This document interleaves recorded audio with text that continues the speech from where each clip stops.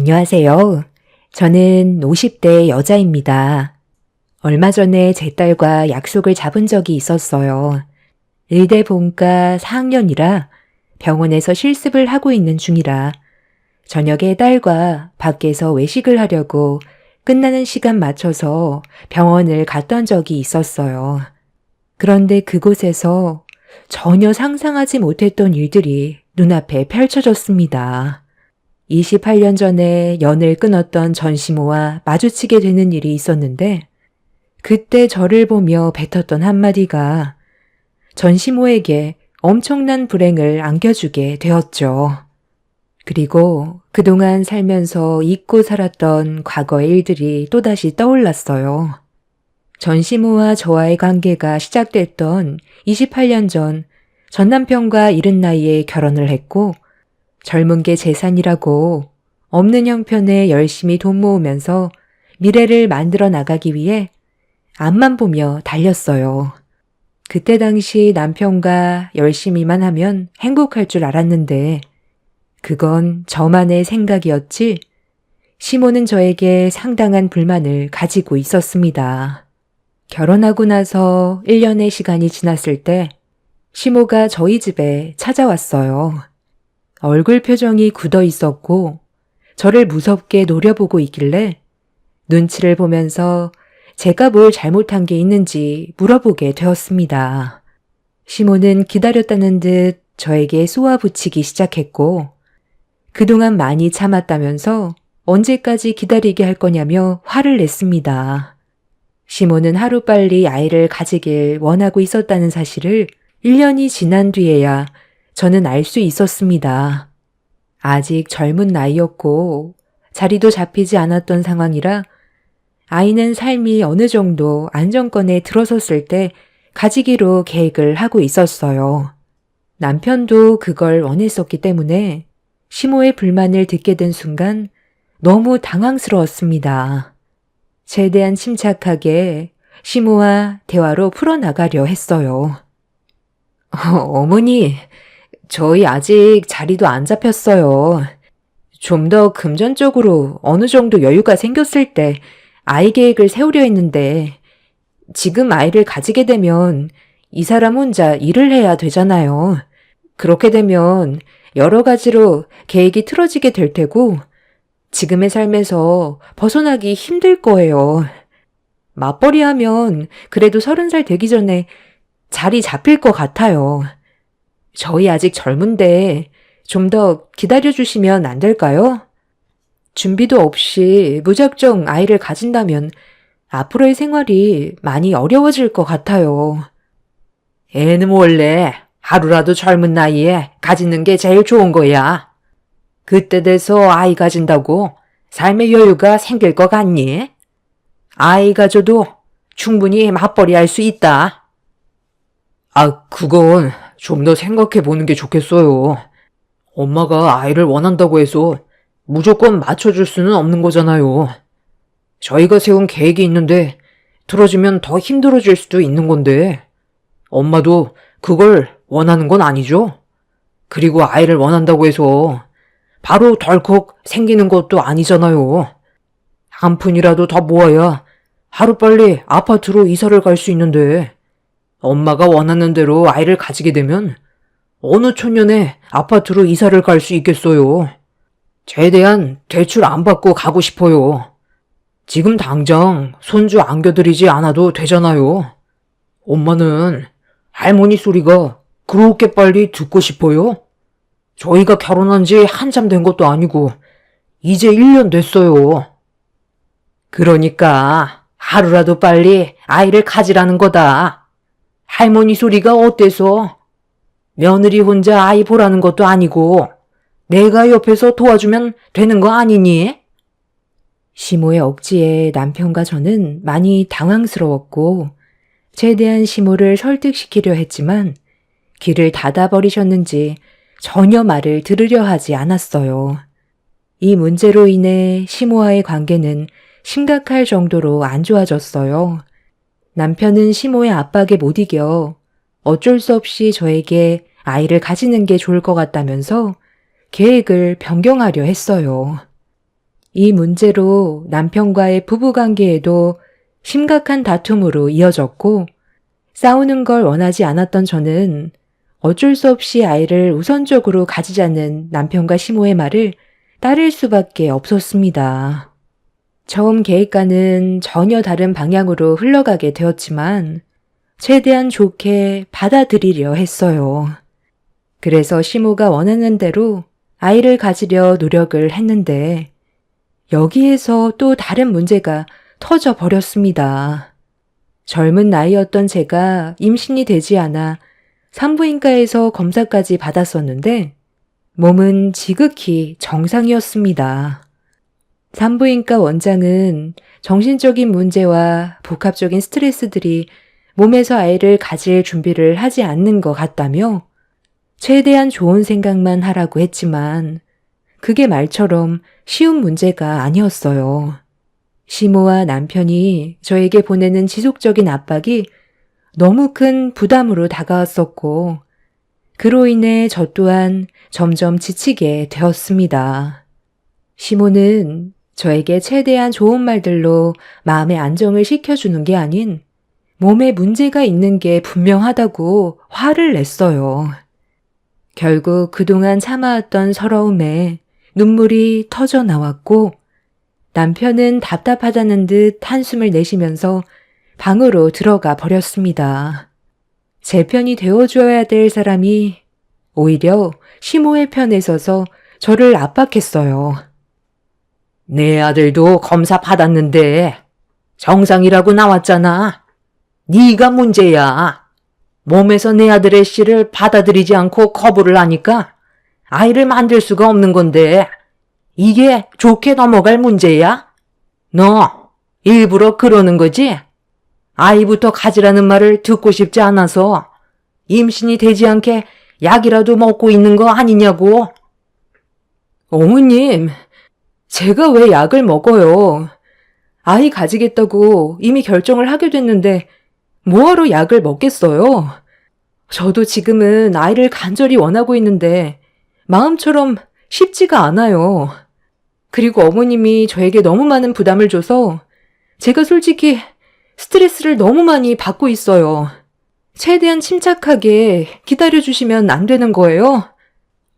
1년을 넘게 기다렸는데 얼마나 더 기다리라는 거야? 내 아들과 결혼하겠다고 했을 때부터 마음에 안 들었는데 내 촉이 그대로 맞아 떨어졌네. 머리채라도 뜯어서라도 반대할 걸 그랬다. 나는 오래 기다릴 정도로 성격이 좋은 편도 아니고 시간을 오래 줄 수도 없다. 최대한 빨리 서둘러서 임신 소식 들려줘야 할 거야. 시간이 지날수록 시모의 막말과 압박은 저를 너무 힘들게 만들었어요. 그리고 처음엔 제 편이었던 남편 또한 시모의 편에 서서 제 몸에 장애가 있는 거 아니냐고 상처되는 말들을 아무렇지도 않게 뱉었어요. 저도 제 몸이 아닌 것 같았고 왜 이런 일이 생기는 건지 알 수 없어 답답하기만 했어요. 다른 사람들은 스트레스를 받거나 환경이 열악해도 임신만 잘 되는데 저만 아이를 가지지 못하는 그런 상황들이 너무 싫었어요. 그렇게 몇 달 동안 아이에 대한 소식을 듣지 못한 시모는 결국 분노를 터뜨렸고 이 문제로 인해 남편과도 이혼까지 하게 되었습니다. 퇴근하고 집에 들어와 저녁 식사 준비를 하고 있었는데 시모와 남편이 같이 들어왔어요. 그리고 남편의 손에는 한약 박스가 들려 있었습니다. 시모가 온다는 말을 남편한테 듣지 못했던 저는 좀 당황스러웠지만 최대한 침착하게 행동을 했어요. 저를 죄인 보듯 쳐다보던 시모는 남편의 손에 들려있던 한약 박스를 건네받은 뒤 주방 테이블에 올렸습니다. 그리고 한약 한 차를 꺼내들어 가위로 뜯더니 바로 들이키라며 제 얼굴을 향해 내밀었어요. 조심스럽게 어떤 한약인지 물어봤는데 시모의 한마디에 경악을 하게 된 저는 거절을 할 수밖에 없었습니다. 그냥 모르고 먹는 게 좋을 텐데. 굳이 알고 싶다면 얘기해 주마. 내가 지금 너한테 주는 이 한약은 몸에도 엄청 좋지만 아이를 가질 계획이 있는 사람들이 먹으면 바로 임신이 된다고 하더라. 예약해 놓으면 한참 뒤에나 받을 수 있을 만큼 대기자들도 엄청 많아서 이거 한 달치 구하는데도 꽤 오래 기다렸다. 여기에 몸에 좋은 한약은 기본으로 들어가 있고 거기에 더해 뱀, 흑염소, 가물치, 잉어, 군뱅이, 녹용 등등 그냥 네가 알고 있는 몸보신 된다는 것들은 죄에다 때려 넣었다고 생각하면 된다. 그 반응은 뭐니? 너는 아이를 가지고 싶은 마음이 간절하지 않은 거야? 원래 몸에 좋은 약일수록 냄새는 고약한 법이야. 우리 엄마가 먼 곳까지 가서 힘들게 지어온 한약이라잖아. 뭘 머뭇거려? 그냥 코 막고 입에 쳐넣으면 되는 거지. 네가 하는 행동을 보면 일부러 그러는 것 같아. 아이 가지고 싶지도 않은데 압박 때문에 어쩔 수 없이 억지로 하려는 것 같다고. 그러니까 몸에서 아이를 거부하는 거 아니겠어? 당장 입에 털어 넣으라고. 시모가 한약을 뜯었을 때 그 냄새가 너무 역해서 건네준 한약을 입에 넣기가 너무 힘이 들었어요. 갑자기 찾아와서 앞뒤 가리지 않고 무조건 먹으라는 말을 하는데 왜 이렇게까지 하면서 아이를 가져야 하나 싶더라고요. 용기를 내서 입에 털어 넣으려는데 역한 냄새에 속이 울렁거려 결국 싱크대에 오바이트를 하게 되었고 한쪽 손에 들고 있던 한약이 바닥으로 떨어져 버렸습니다. 시모는 쏟아져 버린 한약을 보곤 경악하더니 온몸을 부들부들 떨 정도로 분노를 가라앉히지 못했어요. 그리고 화를 억누르지 못한 시모는 남편한테 도와달라면서 저를 꼼짝하지 못하게 몸을 붙잡았고 제 앞에서 한약 한 채를 가위로 뜯더니 강제로 제 입에다 한약을 밀어 넣었습니다. 시모는 거기에서 끝내지 않고 연달아 한약을 뜯어서 제 입에 털어 넣었어요. 발버둥 치면서 온몸에 범벅이 되어버린 한약과 시모와 남편의 충격적인 행동에 정말 이건 아닌 것 같아 저를 붙잡았던 남편을 향해 거침없이 손을 올려 버렸습니다. 시모는 잘한 것도 없는데 자기 아들 얼굴에 손을 올렸다고 제 머리채를 잡아 좌우로 강하게 흔들었어요. 저도 결혼 생활하는 동안 시모에게 참아왔던 불만들이 터져 나오게 되자 정신 나간 여자처럼 난리를 쳤고 시모도 역한 한약 한번 먹어보라며 한약을 뜯어 시모의 입에 밀어 넣어버렸습니다. 본인도 고약한 맛에 경악을 했는지 싱크대를 붙잡고 오바이트를 하기 시작했어요. 사람이 먹을 수 없을 정도의 맛을 강제로 먹으라고 하는 건 고문이나 다름없었습니다. 결국 그날 아수라장이 되어버린 이후 서로가 받은 상처에 더는 함께 살고 싶은 마음도 들지 않아 이혼을 결정하게 되었습니다. 제가 상상했던 결혼 생활과는 전혀 다른 현실에 뒤도 안 돌아보고 이혼 서류에 도장을 찍었어요. 그렇게 제 인생의 첫 결혼 생활은 최악이었고 두 번 다시 마주치고 싶지도 않았어요. 전 남편과 이혼을 하고 나서 몇 년 뒤 제 인생에 또 다른 인연이 찾아왔고 전 남편과는 전혀 반대되는 성격을 가진 사람이었어요. 과거에 아픔이 있었기에 두 번의 실패는 하고 싶지 않았고 상당히 조심스러웠었는데 저에게 보여준 변함없는 모습에 행복해지고 싶었어요.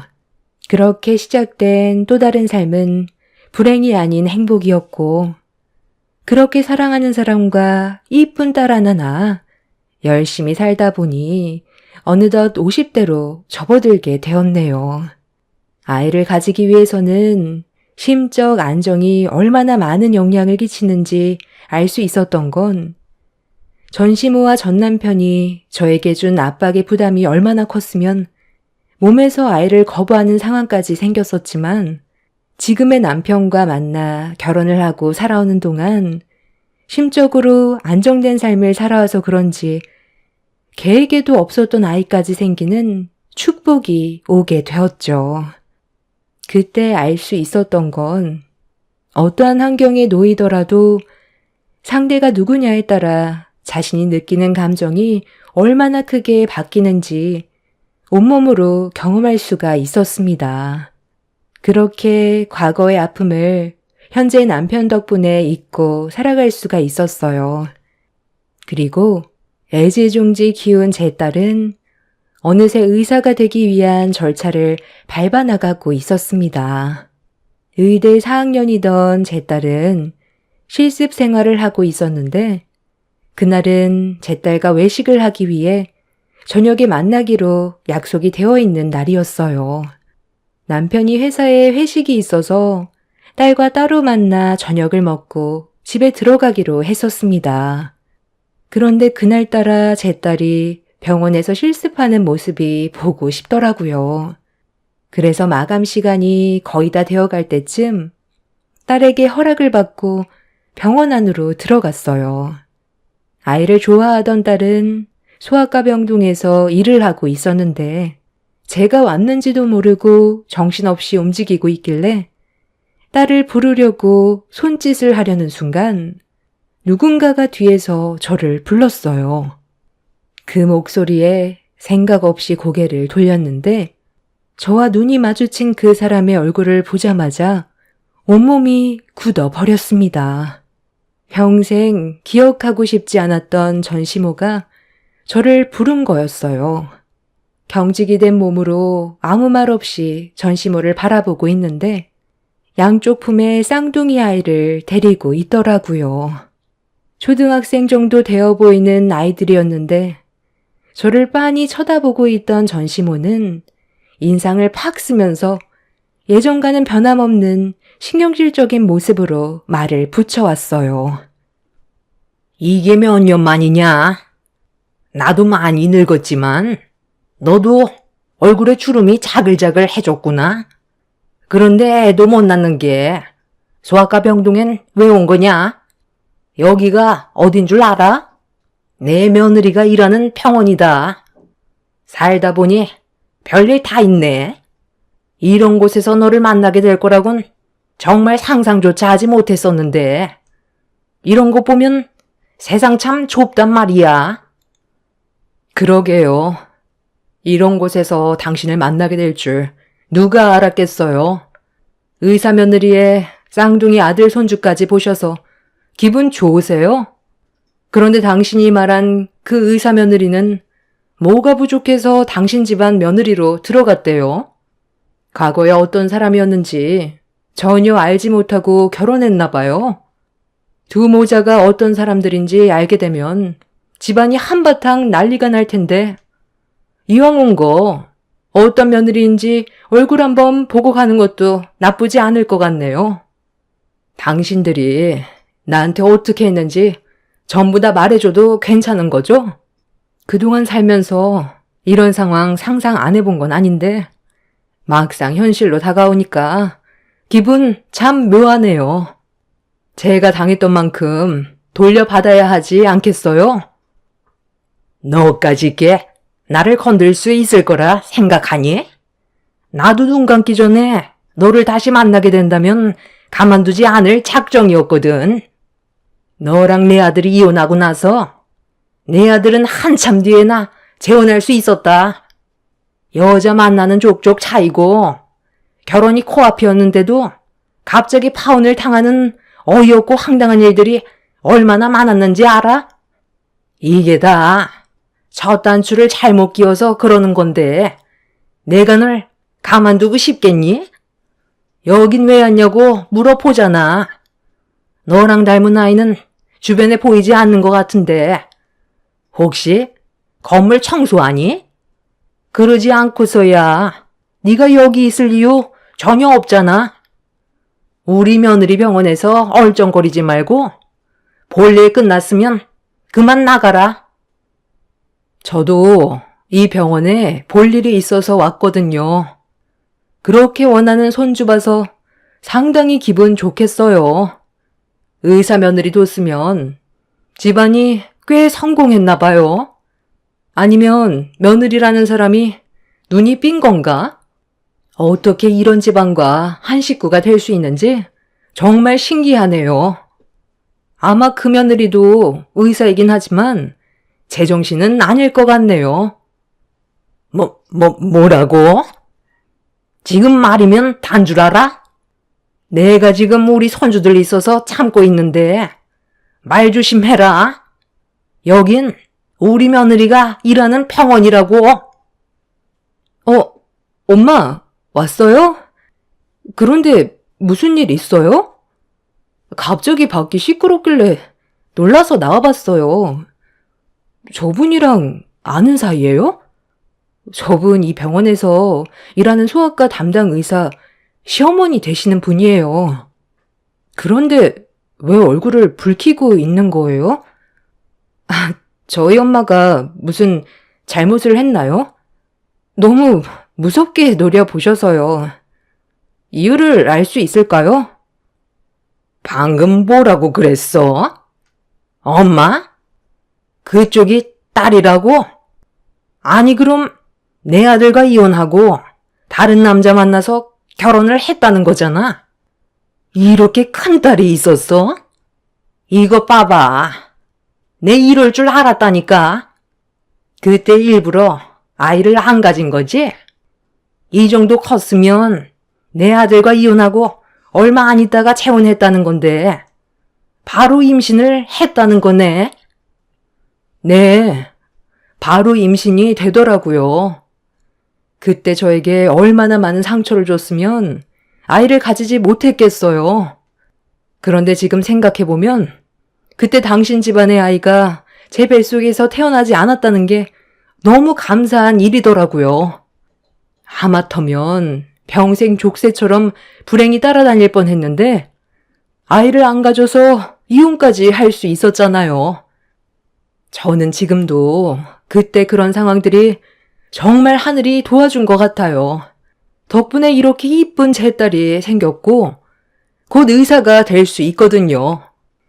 지금 너무 많은 축복을 받아서 행복한 삶을 살고 있는데 당신의 인생은 의사 며느리 뒀으면서 얼굴에 불만이 가득하네요. 지금 살고 있는 삶이 만족스럽지 않나 봐요. 제 말이 끝나자마자 전시모는 제 딸이 보는 앞에서 저한테 발길질을 했어요. 전시모의 발길질에 넘어지게 되자 놀란 제 딸은 뭐 하는 짓이냐고 병원에서 소리를 질렀고 담당 의사부터 시작해서 간호사들까지 병동 대기실에 서 있는 저와 시모를 번갈아 보며 쳐다보고 있었습니다. 그리고 그 사이 누군가 시모에게 말을 걸었어요. 어머님. 갑자기 무슨 일이세요? 저기요. 그쪽이 뭔데 지금 우리 어머님한테 큰 소리 치는 거죠? 여기 병원인 거 알면 조용히 좀 하셔야죠. 내가 예전에 전 며느리에 대해서 한번 얘기했었지? 아이를 가지지 못하는 장애를 가진 며느리가 우리 집안을 속이고 들어왔었던 거 말했었잖아. 그럼 저 아줌마가 어머님이 말씀하신 전 며느리였던 사람이에요? 딱 봐도 빈곤해 보이네요. 저런 몸으로 어떻게 아이를 가질 수 있었겠어요? 어머님은 저런 여자를 며느리로 들일 생각을 하셨어요? 그래도 천만다행인 건 그때 아이를 가졌어도 문제가 됐었겠어요. 그렇게 되면 저를 만날 수 없었을 거잖아요. 가진 것도 없어 보이는데 평생 가난에 쪼들려 살았을 건데 그런 불행을 안 겪은 것만도 천만다행인 거죠. 어머님은 의사 며느리 두셨잖아요. 그냥 상대 마세요, 어머님. 일과 윤 교수님? 아, 이분은 저희 엄마세요. 저 실습 끝나고 집으로 가기 전엔 저녁 먹고 들어가려고 잠깐 대기실 앞에서 기다리고 계셨던 거예요. 그리고 저희 엄마에 대해 무슨 말을 들었는지 모르겠지만 방금 한 말은 좀 심한 것 같은데요? 누구 때문에 저희 엄마가 상처를 받았는데요? 그래서 지금 나한테 큰 소리 친 거야? 본과 실습생 주제에 감히 교수인 나한테 목소리를 높여? 너 레지던트 생활 종치고 싶니? 아주 두 모녀가 쌍으로 정신이 나갔구만. 제 딸이 틀린 말 한 건 아닌 것 같은데요. 어떤 며느리를 들였는지 더는 안 봐도 될 것 같네. 그 나물에 그 밥이라고. 어떤 집안인지 안 봐도 훤히 보이네.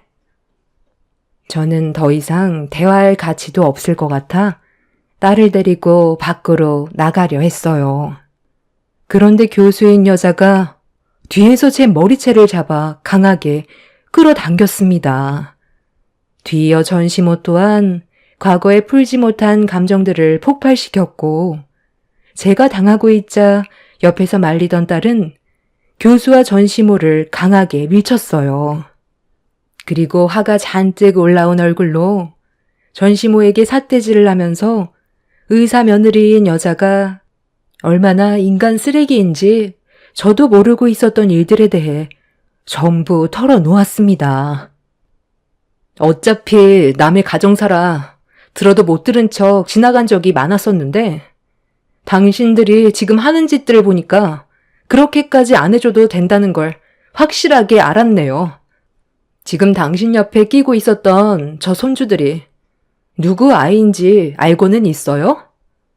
한 번에 쌍둥이를 낳았다는 거에 기뻐서 그 뒤가 어떤 배경이 있는지 전혀 보이지가 않죠? 저 쌍둥이 손주들이 친손주 같으세요? 부정하고 싶겠지만 진실은 언젠가 밝혀지게 되어 있거든요. 친자 검사는 단 한 번도 안 해봤죠? 의사의 며느리가 다른 남자의 아이를 가졌다는 걸 생각해 본 적은 없었을 테니 당연히 친자라고 생각했었겠죠. 그런데 이거 어쩌죠? 당신 옆에 끼고 있는 그 손주들 피 한 방울 안 섞인 남의 자식인데 당신 앞에서만 착한 척하는 며느리지 당신 집안들 몰래 강적으로 유흥에 미쳐있는 사람이라고요. 며칠 전에도 저희 실습생 동기들과 같이 밖에서 술 한잔하고 있었는데 옆에 끼고 있던 남자가 그쪽 아드님이 아닌 다른 사람이던데요? 이미 저희 동기들 사이에선 벌써 소문이 자자해요. 증거물들을 흘리고 다닐 정도로 이 남자 저 남자 막 만나고 다니는 교수라고 유명한데 그거 모르고 있었죠? 제 핸드폰에 찍혀있는 사진에도 매번 바뀌는 남자들의 모습이 전부 담겨 있어요.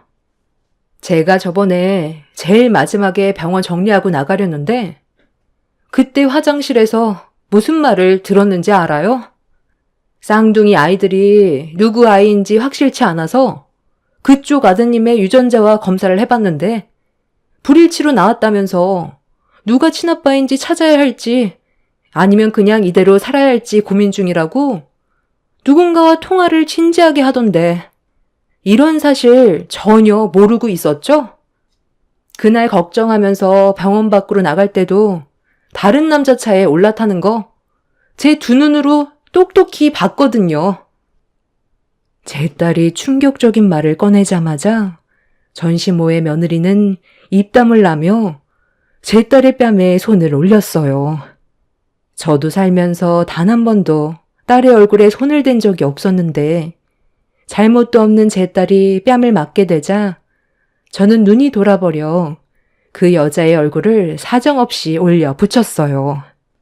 그리고 옆에 있던 다른 실습생들 또한 제 딸의 편에 서서 전시모의 의사 며느리가 얼마나 인생을 막 살았는지에 대해 증거물을 전부 보여줬고 품에 안고 병원으로 들어왔던 쌍둥이 손주들이 자기 친손주가 아니라는 사실과 전 남편 몰래 바람을 피우고 있었다는 걸 알게 되자 그 자리에 털썩 주저앉았습니다.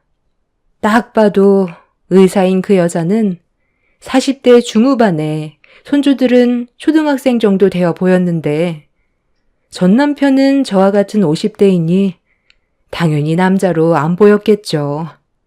의사 타이틀을 가지고 있으니 얼마나 많은 남자들이 달라붙었겠어요. 그걸 마다하지 않고 전부 받아들였다가 이런 일이 생기게 된 거였고 이 사실을 전 남편 또한 전혀 모르고 있는 듯 보였습니다. 그런데 전시모가 갑자기 저와 단둘이 할 말이 있다면서 비상계단으로 끌고 갔어요. 저는 전시모의 팔을 뿌리치면서 뭐 하는 짓이냐고 소리를 지르자 제 앞에서 무릎을 꿇었습니다. 그래, 너니까 그냥 솔직하게 말하마. 내 손주들 피 한 방울 안 섞였다는 거 나는 이미 알고 있었다. 나도 얼마 전에 안 사실이라 지금 속이 말이 아니야. 그런데도 지금까지 모른 척하면서 살아왔었어. 왜 그랬는지 알아? 내 아들이 또다시 상처받는 걸 원하지 않았기 때문이야. 나도 마음 같아선 저 며느리 머리채 쥐어뜯고 싶었는데 내 아들이 쌍둥이 손주들을 보고 얼마나 행복해하는지 모른다. 벌써 10년 넘게 키웠는데 지금 친자가 아니었다는 걸 알게 된다면 내 아들은 정상적인 삶으로 다시는 돌아가지 못할 거야. 지금 사업도 정말 잘 되고 있는데 이 사실을 알게 된다면 모든 게 무너져 내리게 될 거라고. 이렇게 부탁할게. 과거의 일들부터 해서 좀 전에 너한테 했던 짓들 전부 사과하마. 우리 며느리가 손 올린 것부터 해서 금전적인 보상 다 해줄 테니까 너만 입 다물면 아무 일 없을 거다. 제발 그렇게 해줄 수 있는 거지? 그러니까 처음부터 그냥 알아도 모른 척 지나갔으면 되는 일이었는데 괜히 저희 가족을 건드려서 왜 일을 이렇게 크게 만들어요? 그쪽 집안이 어떻게 되든 저는 상관없잖아요? 제가 지금 가장 화가 나는 건 내 딸에게도 상처를 줬다는 거예요. 내 딸이 받은 상처와 내가 그동안 받았던 상처 무릎 꿇고 빌면서 애원을 해도 받아줄 수 없을 것 같네요. 금전적인 보상이면 뭐든 다 해결이 되는 줄 아나 본데 나는 당신들 집안 전체가 무너지는 걸 내 두 눈으로 똑똑히 봐야 그동안 받았던 상처들이 쓸려 내려갈 것 같거든요. 그리고 잘못된 건 당연히 바로잡아야 하지 않겠어요? 이거 놓으세요. 제 발목 잡고 애원해도 소용없다니까요. 저는 눈 감아달라고 사정하며 애원하는 전시모를 뿌리친 뒤 제 딸을 데리고 병원을 빠져나왔어요. 그리고 그날 이후 제 딸의 동기들이 가지고 있던 증거물들을 한꺼번에 지압해 전 남편이 일하는 곳을 알아내서 등기로 붙이기 위해 준비를 해놓은 상태입니다. 보내기만 하면 끝인데 며칠 전에 전시모가 제 딸에게 연락해 저와 만나게 해달라고 사정을 했어요. 한 번만 눈 감아달라며 폭풍 같은 눈물을 쏟아내었습니다. 저희 집에까지 찾아와 손이 발이 되도록 빌었습니다. 그리고 입막음용으로 돈 봉투까지 내밀었네요. 그 안에는 합의금으로 2억이 들어 있었지만 저희가 받은 상처 법적으로 처벌하겠다고 다시 돌려보냈어요. 저를 건드리는 것도 용납할 수 없지만 제 딸을 건드린 건 절대로 용서할 수가 없습니다. 저는 내일 전 남편의 회사에 그 교수라는 여자가 바람을 핀 거와 쌍둥이 아이들이 친자가 아니라는 사실을 알려주려고요. 제가 한 선택이 옳았으면 좋겠어요. 손에 쥐고 있는 이 등기를 보내는 게 맞는 거겠죠? 여러분들께서는 제가 어떤 선택을 하는 게 옳다고 판단하시나요? 병원에서 저희가 당한 부분에 대해서만 고소를 하면 된다고 생각하시나요? 저와 남이 된 사람들인데 그런 개인적인 일들까지 제 손을 더럽히는 게 맞는 걸까요? 등기를 보내기 전에 마지막으로 여러분들의 의견을 듣고 싶어 사연을 신청했습니다. 이 선택이 저희 가족에게 불행을 안겨준다면 당연히 보내면 안 되겠죠. 마지막으로 진지하게 고민한 뒤 결정을 하려 합니다. 여러분들의 답변 기다리겠습니다. 감사합니다. 안녕하세요. 저는 올해 40살 된 여자입니다. 8살 된 아들 하나 있어요. 올 한 해도 별일 없이 무사히 지나갔으면 하는 바람이네요. 여러분들께선 이런 생각 한 번쯤 해보셨나요? 한 번쯤은 시간을 되돌리고 싶고 다시 그때로 돌아간다면 정말 뭐든 잘할 수 있을 텐데 현실은 그렇게 하지 못하니 정말 마음이 찢어집니다. 인생을 살다 보면 언젠가 한 번쯤 위기가 찾아온다잖아요. 저 또한 위기가 찾아왔고 그 위기를 제대로 대처하지 못했습니다. 지금도 그때만 생각하면 땅을 치고 후회하고 있어요. 11년이 지났는데도 아직까지 기억이 생생할 정도로 아빠와의 마지막 순간은 잊지 못합니다. 결혼하고 양가 집안의 축복을 받으며 행복한 날들을 보내고 있었어요. 부모님이 운영하시는 식당 일을 하셨고 저도 함께 일손을 도왔었지만 신랑이 사업을 하고 있어서 지방에 있는 사업장으로 내려와 살기 시작했죠. 부모님 식당과는 상당한 거리가 있었어요. 그러다 보니 자주 찾아뵐 수는 없었지만 가끔이라도 쉬는 날이면 신랑이 친정집에 자주 데려다 주었습니다. 사소한 거 하나라도 챙겨주려는 모습이 너무 고마웠어요. 받는 만큼 주는 거라고 저도 시댁에 많은 신경을 썼습니다. 최선을 다해 노력하려고 했어요. 하지만 저희 집안과 다르게 시부모님은 가끔 쉬는 날 친정부터 간다고 불만이 많으셨고 신랑에게까지 뭐라고 한 소리 하셨습니다. 결혼하고 나서부터 우리 집보다 사돈댁에서 더 많은 시간을 보낸 것 같은데 아무리 생각해도 그건 아닌 것 같단 말이야. 어느 정도 조율해야 된다고 생각하지 않니? 정작 사돈댁보다 우리 집이 훨씬 가까운데도 찾아오지도 않고 정말 서운하구나. 뭘 그런 걸로 서운해하세요. 일일이 그런 거 다 따지면 저희 결혼 생활 어떻게 하라고요? 시간 될 때는 갈 수 있는 거고 못 가기도 하는 거지. 그거 가지고 서운하다고 하시면 저희 집만 오라는 말이에요? 제 아내가 원래 부모님 식당 도와서 일을 하고 있었잖아요. 그런데 식당 일 그만두고 제가 하는 사업 도와주고 있으니까 더 신경을 써야죠. 제가 하는 일이 잘 안 되길 바라시는 건 아니시죠?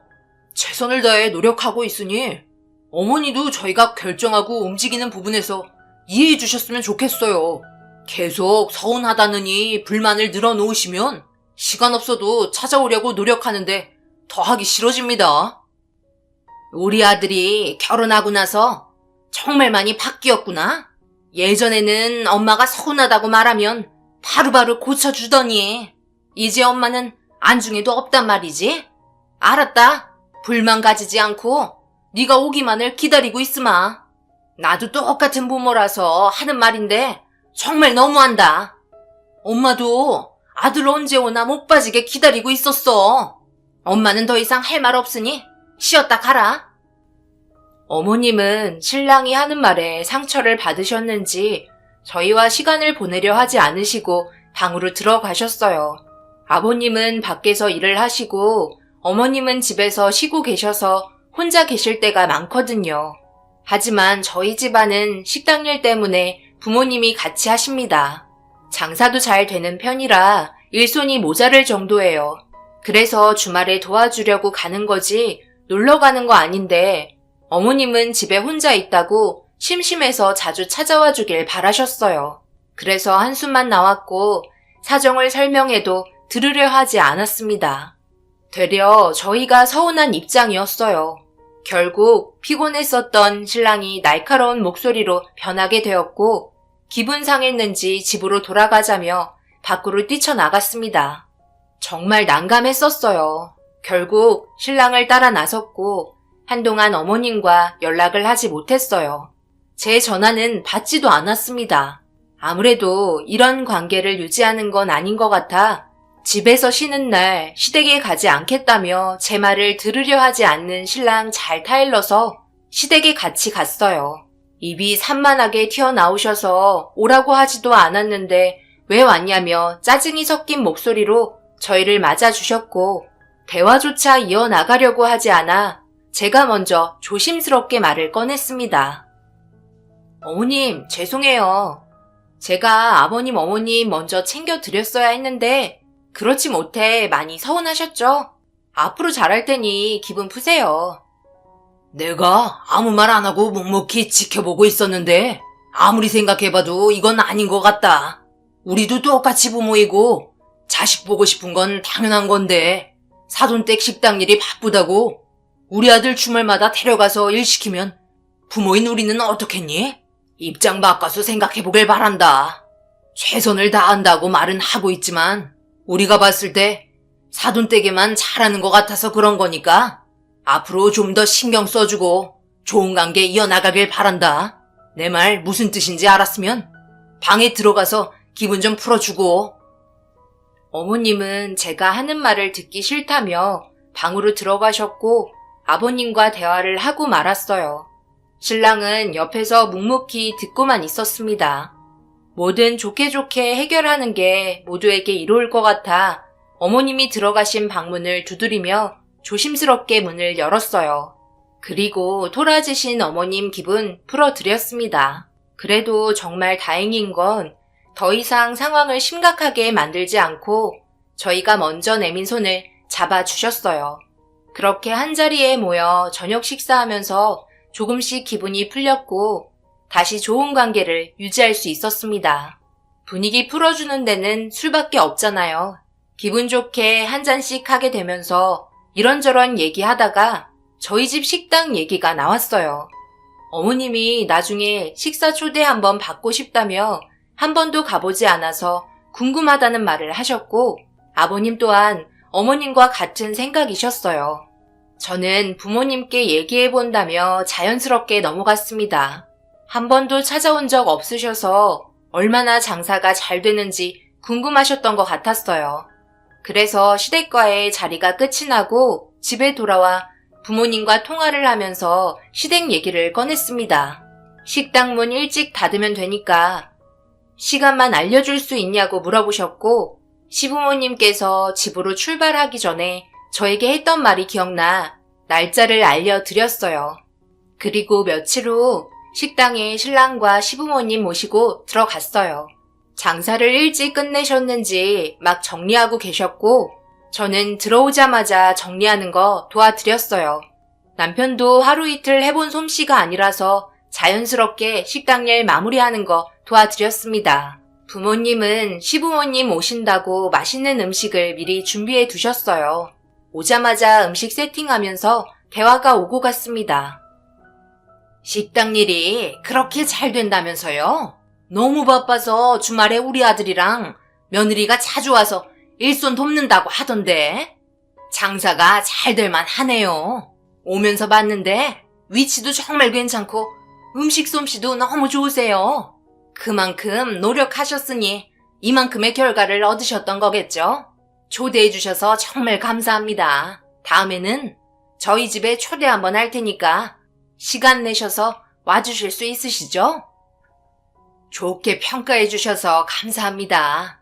초대해 주신다면야 저희가 거절할 이유는 없죠. 많이 준비되어 있으니까 드시고 싶은 만큼 드세요. 다행히도 난감하거나 불편한 상황은 없었어요. 좋은 대화가 오고 갔고 한참 동안 부모님과 시부모님의 대화가 이어졌습니다. 상견례 이후 제대로 된 대화를 주고받았던 건 이번이 처음이라 걱정 많았는데 다행히도 앞으로 저희가 움직이는 부분에서 시부모님 또한 이해해 주시고 좀 더 자유로워질 것 같아 마음이 놓였어요. 그렇게 아무 일 없이 계획했던 일이 모두 끝이 났고 그 일을 계기로 자주는 아니더라도 아주 가끔 저희가 쉬는 날 시부모님 따라 오셨습니다. 많은 분들이 주변에서 양가 집안 거리를 두는 게 좋을 것 같다며 걱정해 주시는 분들도 계셨어요. 그래서 저도 최대한 자주 만나는 일이 없도록 하려 했는데 어머님이 저희 집 음식이 먹고 싶다는 말을 자주 하시는 바람에 쉬는 날이면 식당에 가냐고 항상 물어보셨습니다. 처음에는 대수롭지 않게 넘겼었는데 점점 물어보는 빈도가 잦아지고 식당에 가려는 횟수가 많아지다 보니까 걱정스러운 마음이 들었어요. 최근 들어 어머님이 우리가 일손 도와주려 가려고 하면 어머님도 꼭 모시고 가길 바라시는데 아무래도 걱정되는 부분들이 많네. 거리를 어느 정도 두는 게 좋다고들 하시는데 지금 분위기 좋은데 괜히 상처받는 일이 생길까봐 어느 정도 텀을 두는 게 좋을 것 같아서. 그래? 그럼 우리가 좋게 얘기하면 되지. 그렇게 꽉 막히신 분은 아니니까 괜찮을 거야. 걱정하지 마. 하지만 저희가 생각했던 거와 다르게 예상 밖의 상황이 벌어지고 있었고 시어머니는 저희 식당에서 일을 하고 계셨어요. 엄청 난감했었죠. 부모님은 워낙 바쁘셔서 저희한테 연락도 하지 못한 것 같았어요. 홀에서 앞치마 두르고 시어머니 직원들 따라 일을 배우시는데 저희는 정말 난감했죠. 신랑은 어머님을 보며 뭐 하는 거냐고 밖으로 끌고 나갔고 저희 부모님은 한숨을 쉬고 계셨습니다. 저도 신랑을 따라 급하게 나갔어요. 그리고 어머님과 신랑이 하는 대화에 너무 당황했습니다. 집에서 쉬고만 있는 게 답답해서 뭐라도 배우고 싶었는데 식당 일이 재미있을 것 같아 오늘 하루 한번 해보겠다며 어머님이 자처한 거라고 다음부터는 하지 않을 거니 너무 열내지 말라면서 흥분한 신랑을 진정시키고 있었어요. 저희에게 한마디 상의도 없이 무작정 식당으로 찾아오신 게 생각이 없으신 것 같아 한숨만 나왔습니다. 결국 식당 문 닫을 때까지 불편한 상황은 계속 이어졌고 그날 하루의 시간은 너무나 길었어요. 그렇게 식당 마감이 끝이 나고 모두가 평소보다 진이 빠진 채 멍하니 있었어요. 저희 부모님은 저를 따로 불러 이제 그만 찾아와도 되니 특별한 경우 아니면 오지 않았으면 좋겠다고 얘기하셨어요. 아무래도 어느 정도 거리를 두는 게 좋을 것 같다고 하셨습니다. 저 또한 부모님 말에 찬성했어요. 집으로 돌아가는 길에 신랑은 화가 많이 났는지 표정이 너무 좋지 않았고 시어머니 또한 눈치를 보며 창문만 바라보고 계셨습니다. 왜 이렇게 생각 없이 행동하시는 거예요? 그렇게 할 일이 없어요? 저희한테 한마디 상의도 없이 혼자 결정하시고 움직이면 저희가 뭐가 돼요? 저가에서도 얼마나 난감했겠어요. 거절하기도 뭐하고 그렇다고 일을 시키기도 난감한 상황인 거 전혀 모르고 행동하신 거예요? 사위인 제가 장인어른 장모님한테 얼굴을 들고 다닐 수가 없다고요. 뭘 그렇게까지 뭐라고 그러니? 집에 있는 거 심심하기도 하고 하루 동안 얼마나 많은 손님이 오는지 궁금해서 찾아가 봤다. 그리고 나도 열심히 일했어. 당연히 처음이라서 그런 것도 있었지만 그렇다고 내가 직원들 방해한 건 하나도 없잖아. 그건 어머니 생각이고요. 식당에 서 있는 자체가 방해가 되고 식당 분위기가 달라진다고요. 앞으로 다시는 찾아가지 마세요. 아시겠어요? 어머니께서 하신 행동은 정말 잘못된 거예요. 아버지도 전혀 모르고 있어서 제가 전화하자마자 한숨부터 쉬더라고요. 한 번만 더 이런 식으로 막 나가시면 저도 가만히 있지 않을 거고 어머니 얼굴 안 보고 살 테니까 그런 줄 아세요. 화가 머리끝까지 올라온 신랑은 결국 꾹꾹 눌러왔던 감정이 터지고 말았습니다. 결국 제가 우려했던 부분이 발생되었고 집안의 분위기는 점점 안 좋아졌어요. 모든 건 시간이 어느 정도 필요해 보였고 아버님은 어머님의 행동에 대해 대신 사과하면서 나중에 자리 한번 만들 테니까 그때 풀자고 말한 이후 한참 동안 서로 연락하지 않고 지냈습니다. 어머님의 생각 없는 행동이 만들어낸 결과였어요. 그렇게 시간이 지나자 엄마에게 전화가 왔어요. 통화의 내용은 시부모님과 따로 만나서 무언가 얘기가 오고 간 듯 보였습니다. 그리고 듣게 된 건 식당에서 있었던 일 이후 아버님이 따로 직접 전화를 하셔서 개인적으로 만난 것 같았어요. 진지한 사과를 하셨던 것 같았습니다. 어머님이 하신 행동이 그렇게까지 사과를 해야 할 문제인가 생각하시겠지만 사돈지간이 어려운 상태인데 한창 바쁠 시간에 무턱대고 찾아오셔서 이러겠다며 앞치마 두른 건 그날 식당 일을 망치겠다는 거와 다를 바 없었습니다. 직원들 모두 하루 만에 일을 배운 사람들이 아닌 최소 한 달은 일이 손에 익은 뒤 홀에 투입시키는데 어머님은 눈대중으로 보고 주문까지 받으면서 그날 음식 순서도 완전 뒤죽박죽이었고 손님 순번 또한 계속 바뀌면서 결국 포기 단계까지 이르렀고 어머님이 하시는 행동을 뒤에서 멍하니 바라보고만 있었습니다. 직원들을 무시한 채 자기가 하고 싶은 대로 행동하시는데 당연히 화가 났었겠죠. 그래서 더욱더 아버님이 사과를 하시려고 했던 것 같았어요. 다행히도 어느 정도 좋은 결과를 가져오면서 식당이 다시는 방해되지 않게 어머님 관리 잘 하겠다고 얘기가 오고 갔어요. 저희는 거의 쉬는 날이면 친정이 아닌 시댁으로 발길을 돌렸어요. 그러다 보니 시어머니의 돌발 행동 또한 더 이상 나타나지 않았습니다. 한동안 조용했고 추운 겨울날이 다가왔어요. 앞이 안 보일 정도로 엄청나게 많은 눈이 오고 있었어요. 첫눈이라서 그런지 왠지 모를 들뜬 기분과 동시에 부모님 식당 일이 걱정이 되었습니다. 일이 바쁜 것 같아 집에 돌아가는 길 또한 조심하시라고 전화보다는 문자 한 통 넣었어요. 그렇게 한참 있다가 엄마한테 문자가 아닌 전화가 왔어요. 신랑과 같이 TV 보다가 아무 생각 없이 전화 받았는데 그 순간 충격적인 말을 듣게 되었고 핸드폰을 떨어뜨리고 말았습니다.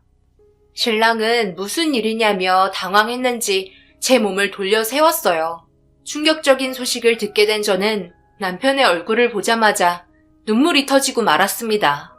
아빠가 눈길에 미끄러지면서 뇌진탕에 걸린 것 같아 응급실에 누워있다며 믿을 수 없는 사고에 급하게 응급실로 향했어요. 도착했을 때 아빠는 수술실에 들어간 상태였습니다. 제발 무사히 수술이 끝나고 다시 예전처럼 돌아오길 바랬는데 아빠는 저와 대화 한마디 나누지도 못한 채 세상을 떠나시고 말았습니다. 소식을 듣고 급하게 달려오신 시부모님은 믿을 수 없는 모습에 묵묵히 옆에서 자리를 지켜주셨어요. 엄마와 저는 더 이상 아빠의 얼굴을 볼 수 없다는 현실에 오열을 하고 말았고 엄마는 그 자리에서 쓰러지면서 기절을 하셨습니다. 워낙 많은 눈이 온 상태여서 방어할 새도 없이 미끄러진 것 같았어요. 뇌진탕이 심각하게 왔었다는 진단 결과를 듣게 되었고 아빠의 장례식까지 모두 치르게 되었어요. 너무 순식간에 일어난 일들 때문에 현실을 받아들이기가 너무 힘이 들었습니다. 그런데 그 와중에 시어머니 생각이 없으신지 하지 말아야 될 말을 꺼내셨어요. 제가 엄청나게 화가 나버린 모습에 신랑이 말리려 했지만 벌써 늦어버렸었죠. 사돈어른을 주축으로 식당 운영하셨는데 어쩔까? 아무래도 힘드시겠죠? 그렇다고 잘 운영되던 식당 처분할 수도 없을 테고 차라리 저희한테 넘기세요. 우리 남편이 사장이 되고 안 싸돈이 주방에서 음식 만들면 되겠네. 그래도 식당에 남자가 있어야 운영이 잘 되지 않을까요? 저도 홀서빙 저번에 배웠었잖아요. 직원들이 많으니 이참에 같이 운영하는 게 어때요? 지금 그게 할 소리예요? 무슨 상황인지 알면서 말을 왜 그런 식으로 하세요? 그리고 아버님과 어머님이 왜 저희 식당을 운영하시려는 거예요? 전혀 이해할 수가 없네요. 쓸데없는 욕망을 가지고 계신 거라면 꿈 깨시길 바랄게요. 저희가 멍청이에요? 말이 좀 심한 것 같은데. 걱정돼서 하는 말을 꼭 그런 식으로 받아들여야 하는 거냐? 예민한 건 알겠는데 그렇다고 어른한테 그런 식으로 말을 하는 건 아니지? 우리가 잘못한 것도 아닌데 욕을 먹어야 한다는 게 이해할 수가 없구나. 이해할 수가 없다고요? 지금 어머님이 하신 말들이 걱정돼서 하는 말이라고요? 지나가는 사람들 다 붙잡고 물어봐요. 저게 걱정돼서 하는 말인가? 아빠가 세상 떠나고 힘이 없어지니까 우리 집안의 재산을 어머님이 넘보시는 거잖아요. 아버님도 어머님 편드는 거 보니 저희 부모님 재산이 탐이 나나 봐요. 어떻게 장례식이 끝이 나자마자 그런 말을 할 수가 있어요? 제가 엄청나게 화가 올라와 버리자 엄마는 옆에서 흥분을 가라앉히라며 말리고 계셨어요. 신랑 또한 저를 말리며 진정시키려 노력하고 있었습니다. 결국 엄마의 눈에서 눈물이 흐르고 나서야 난리가 났던 분위기가 가라앉았어요. 시어머니는 아빠가 세상을 떠나자마자 대놓고 저희 부모님 식당을 자기 집 드나들듯 하셨고, 이 문제로 인해 신랑과도 결국 언성을 높이며 다투게 되었어요. 어머님의 잘못을 인정하고 있었지만 피는 못 속인다고 계속해서 어머님의 흉을 보자 신랑도 참기가 힘들었었나 봐요. 그런데 그 순간 몸에 이상이 왔어요. 아무래도 그동안 쌓였던 스트레스로 인해 몸에 불균형이 온 것 같았습니다. 하지만 좀처럼 울렁거림은 가라앉지 않았고 뭔가 몸에 변화가 확실하게 일어났다는 걸 알게 되자 혹시 몰라 산부인과를 찾았고 임신을 하게 됐다는 소식을 듣게 되었습니다. 원하지 않았던 임신이었고 축하해준다 한들 기분 좋지 않은 상태였기 때문에 알리고 싶지도 않았어요. 이 시점에 아이를 가졌다는 게 너무 싫었습니다. 하지만 숨긴다고 해서 숨겨지지 않더라고요. 그 이유는 임신이 되고 난 시점부터 따라온 입덧 때문에 자연스럽게 임신을 알리게 되었어요. 제 아픔은 모른 채 시댁 집안은 경사가 났고 시어머니는 아들이길 바라고 계셨습니다. 이런 시점에 너한테 뭐라고 하기 그렇지만 꼭 아들을 낳길 바란다. 그래야 집안에 축복이 더 많이 찾아오는 거야. 아들이건 딸이건 그게 무슨 소용이에요. 아무 문제 없이 잘 낳아서 키우면 되는 거죠. 그리고 저는 준비가 되지 않은 상태에서 임신했기 때문에 달갑지만은 않아요. 할 일도 얼마나 많은데요. 그리고 이참에 당신한테 할 말이 있어. 임신도 했으니까 사업일보다 엄마 집에서 잠시 동안 요양하는 게 좋을 것 같아. 그 정도는 당연히 해줄 수 있는 거지? 아빠가 세상 떠난 지 얼마 되지 않아서 많이 힘드실 거야. 그러니까 당신이 당분간 고생을 해줬으면 좋겠어. 내 말 무슨 뜻인지 알지? 예, 잠깐만. 그러니까 너는 지금 안싸돈 댁에 들어가 살겠다는 말이야? 아니 무슨 이런 어이없는 말을 늘어놓고 있는 거야? 무슨 일이 있어도 우리 아들이랑 같이 지내야 하는 거 모르니? 몸이 떨어지면 마음까지 떨어지는 거 몰라서 그래? 요즘 저희는 생각할 시간도 필요해요. 이렇게 분위기 안 좋아진 거 전부 어머님 그 입이 문제라서 그런 거예요. 아직도 모르시겠어요? 또 시작이냐? 그냥 오늘 가버려. 나도 너랑 한 공간에 있는 자체가 너무 싫으니까 임신했다고 유세 떨지 말고. 나도 원했던 임신 아니거든? 보자 하니까 말하는 게 너무 심하잖아. 장인어른 떠나신 게 우리 잘못이야? 뭐가 이리 예민해? 결국 또다시 신랑과의 다툼이 점점 커지게 되었고 그걸 본 시부모님은 서로 다툴 거면 집에 가서 다투라며 화를 내셨습니다. 그렇게 저희는 집에 와서까지 엄청나게 다투기 시작했고 그날 저녁 친정으로 들어와 살기 시작했어요. 오히려 스트레스 안 받아서 너무 좋더라고요. 그냥 조용히 지내고 싶었습니다. 엄마는 제가 짐을 싸서 엄마 집으로 내려오니 많이 당황하셨던 것 같아요. 그래도 더 이상 무슨 일이 있었는지 물어보지 않고 짐 푸는 거 도와줬어요. 집에는 아직까지 부모님과 함께 있던 좋은 추억이 담긴 사진들이 걸려 있었고 아빠가 세상을 떠남과 동시에 아빠의 물건을 하나하나 정리하기 시작했어요. 저와 같이 정리하고 있었고 엄마가 저에게 하나의 가방을 건네주더라고요. 아빠가 마지막 세상을 떠나기 전부터 가지고 있었던 물건이라며 주셨는데 그 안에는 이것저것 여러 가지 잡동사니가 담겨 있었어요. 그리고 한 장의 사진도 발견되었고 저희 가족이 오래간만에 여행 가서 찍은 마지막 사진이었습니다. 한순간에 아빠와 작별한 게 믿어지지 않아 힘들었는데 천조가리도 한 장 있더라고요. 뭔지 싶어 물어봤지만 엄마도 모르는 것 같았습니다. 그렇게 상자 안에 아빠가 마지막까지 가지고 계셨던 가방을 넣었고 차곡차곡 짐들을 정리한 뒤에 창고에 전부 넣어뒀어요. 임신하는 기간 동안 엄마 옆에서 식당 일도 도와주며 출산 준비를 하고 있었습니다. 만삭이 될 때까지 신랑과 시부모님 얼굴은 자주 안 보게 되었고 그렇다고 저를 보려고 찾아오지도 않았어요. 점점 연락도 뜸해지면서 오히려 떨어져서 사는 게 편할 정도의 사이가 되어버렸어요. 그렇게 시간이 흘러 출산을 하게 되었고 그 소식에 시부모님과 신랑이 병실에 찾아왔습니다. 태어난 아이를 보니 얼굴에는 웃음꽃이 피어났고 그래도 아이가 태어나면서 집안 분위기가 좋아진 건 있었어요.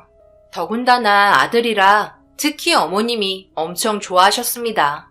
아이가 태어나면서부터 제 삶은 없었고 오로지 모든 일상이 아이에게 초점을 맞춰 살아갔어요.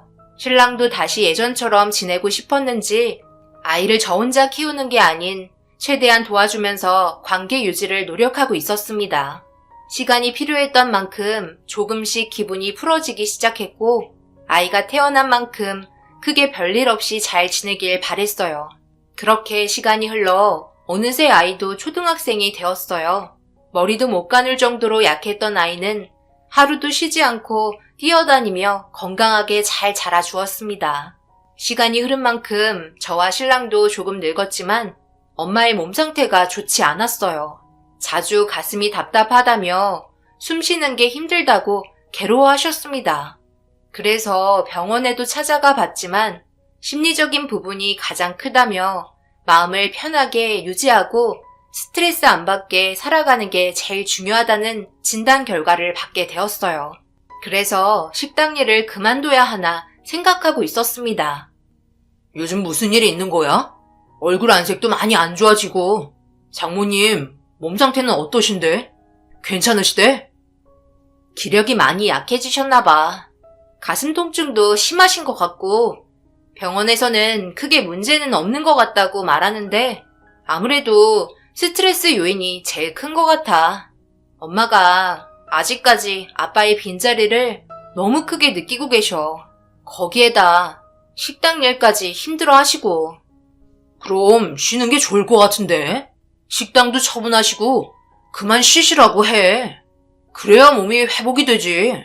식당 일 만만치 않잖아. 그래서 요즘 어떻게 해야 할지 고민이야. 엄마랑 계속해서 의논하고 있으니까 걱정하지 마. 잘 해결되겠지. 남편과 식당 문제를 포함한 엄마의 정신 상태까지 대화를 하고 있었어요.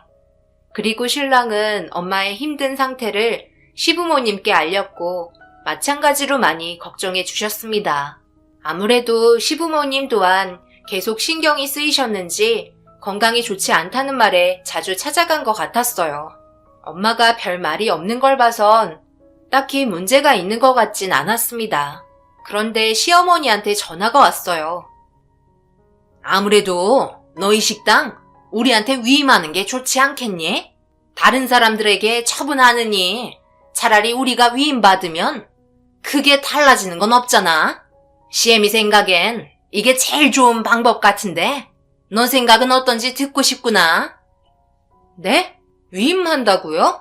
엄마는 아예 처분을 하고 싶어 하는 것 같았어요. 더 이상 관리가 힘들 것 같다면서요. 그런데 위임은 처분이 아니잖아요. 그냥 저희 식당을 준다는 건데 그렇게는 아무래도 힘들 것 같은데요? 뭐가 힘드니? 내 말 좀 들어봐봐라. 일단 우리가 식당을 위임받고 벌어들이는 수익을 매달 안사돈에게 주는 게 좋을 것 같은데? 그건 아닌 것 같아요. 차라리 그럴 거면 그냥 저희 엄마가 운영하시는 게 낫죠. 아니면 제가 운영하던가 하면 되는 거예요. 그러니까 너는 우리한테 주고 싶지 않다는 거네? 한 가족이면 같이 나눠 먹기도 하는 거지. 엄청 야박하게 군다. 야박한 게 아니라 이 문제는 금전적인 문제잖아요. 엄청 예민한 문제라고요. 그런데 자금을 한 번에 해결하는 것도 아닌 건물을 어머님이 그냥 가져가신다는 거잖아요. 너무 억지스러운 조건을 계속해서 말씀하시니까 너무 어이가 없어서 그런 거예요. 결국 어머님은 자기가 생각하는 대로 이루어지지 않다 보니 화가 많이 나셨고 통화하다 말고 뚝 끊으셨습니다. 신랑과 이 문제로 다시 얘기했지만 신랑은 아무 말도 하지 않았어요. 아무래도 신랑 또한 어머님과 같은 생각을 하고 있는 것 같았습니다. 결정은 어차피 엄마와 제가 하는 거라 식당을 처분하기로 결정을 했고 더 이상 이 문제로 언급하지 말아달라며 시부모님이 식당을 넘기라는 말을 무시했어요. 처분하려는 금액을 달라고 하니 그럴 돈은 없으니 매달 주겠다며 억지를 부리셨습니다. 건물이 몇 천만 원 되는 것도 아닌 몇 억인데 매달 몇백만 원으로 어느 천년에 원금을 다 받을 수 있겠어요. 말이 안 되는 조건이었죠. 시부모님은 저희가 완강하게 나오자 더 이상 아무 말도 하지 않았고 엄마는 식당 운영 마지막 날을 끝으로 물건을 정리하셨어요. 저는 처리해야 할 일들을 처리한 뒤에 식당으로 향하고 있었습니다. 그렇게 조용한 식당 문을 열고 들어가 엄마를 불렀는데 대답이 없더라고요. 이리저리 두리번거리다가 주방에 누군가의 발이 보였고 급하게 달려가 보니 엄마가 쓰러져 있었습니다. 그 모습을 보고 너무 놀라 급하게 구급차를 불러 병원으로 향했고 엄마는 심장 발작을 일으킨 것 같다며 구급차 안에서 계속해서 심폐소생술이 이어졌습니다. 그리고 응급실에 도착해 엄마를 살리기 위해 상당히 많은 의사분들이 붙었고 정말 다행히도 엄마는 숨을 쉴 수가 있었어요. 조금만 늦었다면 세상 빛을 볼 수 없었을지도 모른다는 말에 가슴이 철렁 내려앉았습니다.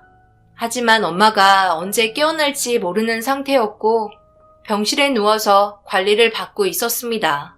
이 소식을 들은 시부모님과 신랑이 급하게 달려와 엄마의 상태를 물어봤어요. 아직까지 의식이 없다며 괴로워하고 있자 모두가 저를 위로해 주었습니다. 이런 와중에 내가 지금 꺼내야 하는 게 맞는 건지 모르겠는데 아무래도 하루라도 빨리 보는 게 좋을 것 같아서 이참에 서류 하나 가지고 왔다. 이것 좀 봐봐라. 안사돈이랑 같이 결정한 문제이고 하나도 문제되는 거 없으니 이대로 진행하면 될 것 같다. 이게 뭐예요? 위임장? 식당을 아버님께 넘기겠다는 위임장이요? 여기에 왜 저희 엄마 지장이 찍혀 있는 거예요? 아유, 보면 모르니? 너희 안사돈이 너희 시아버지한테 위임장을 작성해 줬단다. 식당 운영권을 준 거라고. 그리고 매달 200만 원씩 드리기로 했다. 가족들끼리 서로 도와야 하지 않겠냐며 우리가 잘 되길 바란다고 하셨어. 그러니 다음 달부터 법적으로 너희 식당은 우리 소유라는 거 잊지 말거라. 안사돈이 지금 상태에서 세상을 떠나면 이 서류는 유언장이 되는 거 알지? 말도 안 되는 일이 벌어져 있었어요. 엄마가 저와 상의 한마디도 없이 이런 일을 독단적으로 해결했을 거라곤 생각할 수 없었습니다. 뭔가 일을 꾸민 것 같은 냄새가 너무 났어요. 아무 말 하지 않고 가만히 있으니 제가 어느 정도 수긍한 줄 알고 시부모님도 더 이상 아무 말 하지 않았습니다. 저는 일단 집에서 짐을 챙겨와야 할 것 같아 신랑 차를 타고 집으로 향했어요. 가는 동안 서로는 아무 말 하지 않았습니다. 그런데 집에 도착하자마자 문을 열었는데 현관 앞에 많은 짐들이 박스에 들어가 있었고 신랑에게 물어보니 옛날에 입고 안 입던 옷들을 정리 중이라며 전부 버리려고 하고 있었습니다. 멀쩡한 옷들도 있는데 이렇게까지 해야 하냐고 물어보자 어이없게도 식당을 위임받았는데 옷 정도야 가볍게 살 수 있지 않겠냐는 말을 하기 시작했고, 그 말에 벌써부터 김칫국부터 마신다며 박스에 들어가 있던 옷들 전부를 쏟았습니다. 신랑은 화가 올라왔는지 기껏 정리한 거 다 쏟았다고 저에게 소리를 지르는데 어디에서 많이 본 것 같은 옷이 있더라고요. 그래서 그 옷을 들고 있자 신랑은 급하게 달려와 제가 들고 있던 옷을 뺏어서 박스에 다시 넣었습니다. 그리곤 다른 옷들을 전부 박스에 막 집어넣었고 뭔가 이상한 점을 느끼고 말았어요. 남편은 급하게 박스를 현관 밖으로 빼놓고 문을 닫았습니다. 저는 남편이 씻으러 들어가야겠다며 화장실로 들어가자 다시 현관문을 열어 박스를 뒤집은 다음 안에 있던 옷을 확인했습니다. 어디서 분명 본 것 같은 색의 옷이었는데 팔 부분이 찢어져 있더라고요. 그리고 뭔가 빨간색이 묻어 있었고 그 순간 아빠 가방에 있던 찢어진 천조가리가 머릿속으로 스쳤습니다. 엄청난 소름이 온몸으로 퍼졌고 저는 급하게 아들의 팔을 잡고 집에서 빠져나와 엄마 집으로 향했어요. 그리고 창고에 있던 박스를 전부 뒤집어 엎은 다음 안에 있던 아빠의 가방을 뒤졌습니다. 다행히도 가방 안에서 천조가리가 나왔고 신랑의 옷과 맞춰보는 순간 딱 들어맞았어요. 제가 알지 못했던 사실이 드러나게 되면서 식당으로 급하게 들어가 문을 걸어 잠그고 CCTV를 확인해봤습니다. 그런데 충격적이게도 엄마가 물건을 정리하고 있는데 시부모님과 신랑이 같이 들어와 엄마와 무슨 대화를 하기 시작했어요. 시어머니는 서류 한 장을 내밀어 무언가를 요구했고 거절하며 싫다고 말하자 시어머니와 엄마와의 몸싸움이 시작이 되었습니다. 그러던 도중 엄마가 갑자기 가슴 통증을 호소하며 쓰러지셨고 시아버지는 엄마가 쓰러지자마자 엄지손을 인주에 찍은 다음 서류에 지장을 찍게 했어요. 엄마는 쓰러진 상태로 누워 계셨고 신랑은 엄마의 손에 빨갛게 물든 인주를 물티슈로 닦은 다음 주방에서 쓰러진 것처럼 상황을 만든 뒤에 모두 그 현장에서 사라졌습니다. 그리고 제가 바로 들어오게 되었고 주방에 있던 엄마를 발견하게 된 거였죠.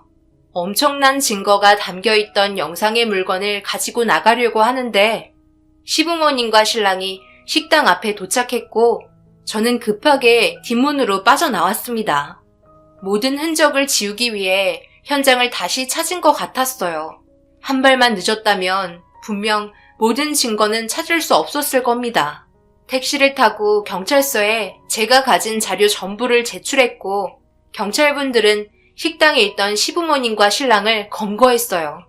그렇게 경찰서에서 조사를 받으며 가지고 있던 증거물을 보곤 결국 아무 말도 하지 못했습니다. 그리고 11년 전 신랑의 옷과 아빠의 가방에 있던 옷에 대해 물어보자 충격적이게도 그 옷은 신랑의 옷이 아닌 시아버지의 옷이었고 식당을 자기들이 가지기 위해 꾸민 일들이었어요. 모든 게 밝혀지자 시아버지와 신랑은 결국 모든 걸 털어놓게 되었습니다. 시어머니가 옆에서 모든 걸 조종하고 있었고 전부 계획한 사실이었죠. 시아버지는 눈 오는 날 무거운 물건을 들고 가는 아빠를 강하게 밀었고 뒤로 넘어지게 된 거였어요. 이것 또한 시어머니의 계획이었습니다. 시댁 식구는 얼굴이 하얗게 질려서는 자신의 죄를 용서해달라며 싹싹 빌기 시작했어요. 용서해 줄 수 있는 선을 넘었기 때문에 법적인 처벌을 강력하게 요구했습니다. 다행히도 엄마 또한 정신을 차리게 되면서 모든 사실은 더 정확해졌고 빠져나올 수 있는 방법은 전혀 없었어요. 그렇게 세 가족 모두 징역형을 면할 수 없었습니다.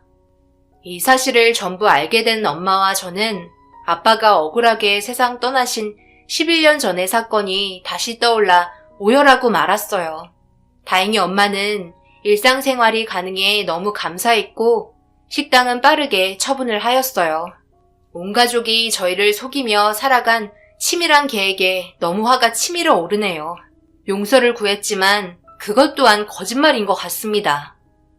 평생 감옥살이하며 살길 바랄 뿐이에요.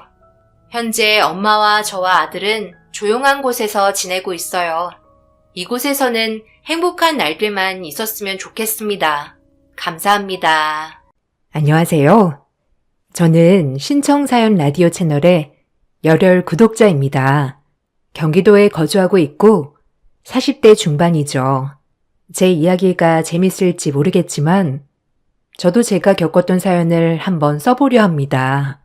어려서 친정 아버지가 일찍 돌아가시고 저희 엄마가 한평생 저와 제 동생을 뒷바라지하며 키우셨어요. 고생이란 고생은 다 하셨죠. 18살 어린 나이에 시집온 엄마는 몸이 부서져라 이랬다고 들었어요. 그런데 아빠는 일찍 돌아가시고 저와 여동생만이 엄마 품에 남았죠. 어렸을 땐 악착 같은 엄마가 싫기도 했어요. 밥 얼른 먹어. 밥 안 먹으면 다 치워버린다. 이거 엄마가 오늘 일하는 데서 얻어온 건데 이렇게 안 먹으면 어떡하겠다는 거야? 싫어. 안 먹어. 맨날 김치랑 밥만 있고. 나도 소세지 먹고 싶단 말이야. 그리고 내일 학교 준비물도 사가야 해요. 500원만 주세요. 뭐? 준비물이 뭔데? 앞집에 미나한테 엄마가 빌려올게. 어차피 미나한테 다 있을 거 아니야. 사긴 뭘 사? 돈 없어. 그리고 자꾸 그렇게 밥 투정하면 밥 치워버릴 줄 알아? 아주 굶어봐야 밥 귀한 줄 알지? 안 그래? 너처럼 생떼 부리면 밥 먹을 자격도 없어. 제 기억에 엄마는 단 한 번도 저를 달래주신 적이 없어요. 먹고 살기 바빠서 그랬다고 하지만 어린 나이에는 얼마나 그것이 싫었는지 말도 못합니다. 준비물도 다 이웃집에서 빌려다 주시고 옷들도 다 얻어 입히셨죠. 전 나이가 들면 들수록 저희 엄마의 자린고비 정신이 너무 싫었어요. 엄마는 홀로 먹고 살기 힘든 와중에 딸 둘을 키워내야 했기에 얼마나 고생하셨을까요? 지금에서야 마음이 참 아픕니다. 어렸을 땐 왜 이렇게 철이 없었는지 조그만 거 하나에 벌벌 떨고 그저 돈돈돈 하는 엄마가 미울 때가 많았죠. 전 그런 엄마의 품을 벗어나고자 24살 어린 나이에 남편을 만나 결혼을 했습니다. 남편은 자동차를 수리하는 정비사였고 저는 이제 막 간호사가 된 새내기 간호사였죠. 처음 남편을 보고 썩 마음에 든 건 아니었지만 저를 줄기차게 쫓아다니며 대시하는 바람에 홀딱 넘어가게 되었어요. 빨리 이 집에서 벗어나고 싶기도 했고요. 이왕이면 내 가정을 빨리 꾸리자는 생각에 말이에요. 평생 너 하나만 바라보고 살게. 나랑 결혼해줘서 고마워. 가진 게 하나도 없지만 정말 성실하게 열심히 살 거야. 이 마음 변치 않고 우리 잘 살아봐요. 아직 젊으니까 열심히 하면 금방 집도 사고 남들처럼 살 수 있을 거예요. 고마워. 가진 것도 없는 나한테 이렇게 시집 오겠다고 해줘서 내가 정말 잘할 거야. 네 눈에 눈물 나는 일 없을 거야. 가진 것은 하나도 없는 남편이었지만 이렇게 지금처럼 열심히만 한다면 뭐든 두려울 게 없는 남편이었어요. 남편과 결혼하는 것이 한 가지 걸리는 게 있었다면 시어머님의 유난스러운 아들 사랑과 함께 조금 개념이 많이 없으셨다는 겁니다. 아무리 고슴도치도 자기 자식은 예쁘다고 하지만 뭐 하나 내세울 거 없는 집안에서 너무 유난스럽게 아들 자랑을 하니 저희 엄마도 그렇게 좋아하진 않으셨고요. 하지만 자존심이 대단하고 억척스러운 저희 엄마도 저희 시댁 앞에선 딸 때문에 늘 작아지는 엄마였죠. 상견례에서부터 저희는 삐걱대었어요. 개념이 많이 없는 어머님 덕분에 말이죠. 하지만 엄마는 혹여나 제가 미움받을까 꾹 참으셨죠. 아니 사실 저는 정윤이 그렇게 마음에 안 들었어요. 뭐 우리 아들이 좋다고 하니까 이제는 예쁘게 보이지만 삐쩍 말라가지고 애나 제대로 낳을 수 있겠어요? 이래봬도 우리 집안이 독자라서 아들이 굉장히 귀하거든요. 근데 이렇게 안사돈을 뵈니까 정윤이가 누구 닮았는지 딱 알겠더라고요. 어쩜 안사돈도 이렇게 마르셨어요? 그래서 딸들만 낳으셨나? 그러면 곤란한데. 네? 아, 정윤이가 보기에 말라 보여도 깡다구 하나는 있어요. 자기 혼자 그래도 열심히 공부해서 간호대까지 갔고요. 아마 결혼하면 더 잘할 겁니다. 뭐든 마음먹은 대로 다 이뤄내는 애이니 저는 별로 걱정 안 돼요. 사돈께서 너그러이 예쁘게 봐주세요. 아니 저야 그냥 있는 그대로 보는 거죠. 뭐든 저하기 나름 아니겠어요? 아, 그리고 애들은 한 3년 정도는 제가 데리고 있으려고요. 그래서 말인데 저희 집 가전 바꿀 것 좀 제가 적어왔거든요. 이대로만 준비해 주시면 됩니다. 아, 네, 맞네요. 정윤이랑 좀 상의 좀 해볼게요. 저도 우리 딸아이가 시부모님을 모시고 사는 줄은 아예 몰라서요. 좀 당황스럽네요. 요즘은 가까이는 살아도 같이는 안 산다고 하는 추세인데 저희 딸아이가 잘할지도 걱정이고요. 어머, 정윤이가 아빠 없이 자랐다고 하던데 가르칠 게 많아 보여요. 제가 데리고 있으면서 이것저것 잘 가르칠게요. 아빠 이야기를 하면서 데리고 살겠다는 시어머니를 보니 입이 떡 벌어졌습니다. 할 말 못할 말이 따로 있지 라는 생각과 함께요. 어이가 없었어요. 팔려가는 결혼도 아닌데 본인들이 원하는 가정까지 다 바꿔달라고 하는 거 보니 제 심기가 많이 불편했죠. 엄마도 한성질 하셨기 때문에 이런 부분에서는 무조건 할 말을 할 거라고 생각했지만 확실히 사돈댁이라고 생각하셨는지 그냥 조용히 종이를 받아들이셨습니다. 약해진 엄마의 모습에 화가 나더군요. 악착같고 돈밖에 모르는 엄마라서 싫었지만 이렇게 약해지는 모습을 보니 마음이 많이 아프더라고요. 그래서 전 상견례를 마치고 남편에게 따져 물었죠. 이대로 있을 순 없었으니까요. 어머님 뭐야? 상의도 없이 우리를 데리고 산다고 하는 것부터 바꿀 가정까지. 내가 무슨 미치는 결혼하는 것도 아니고. 자기가 좀 말 좀 해봐.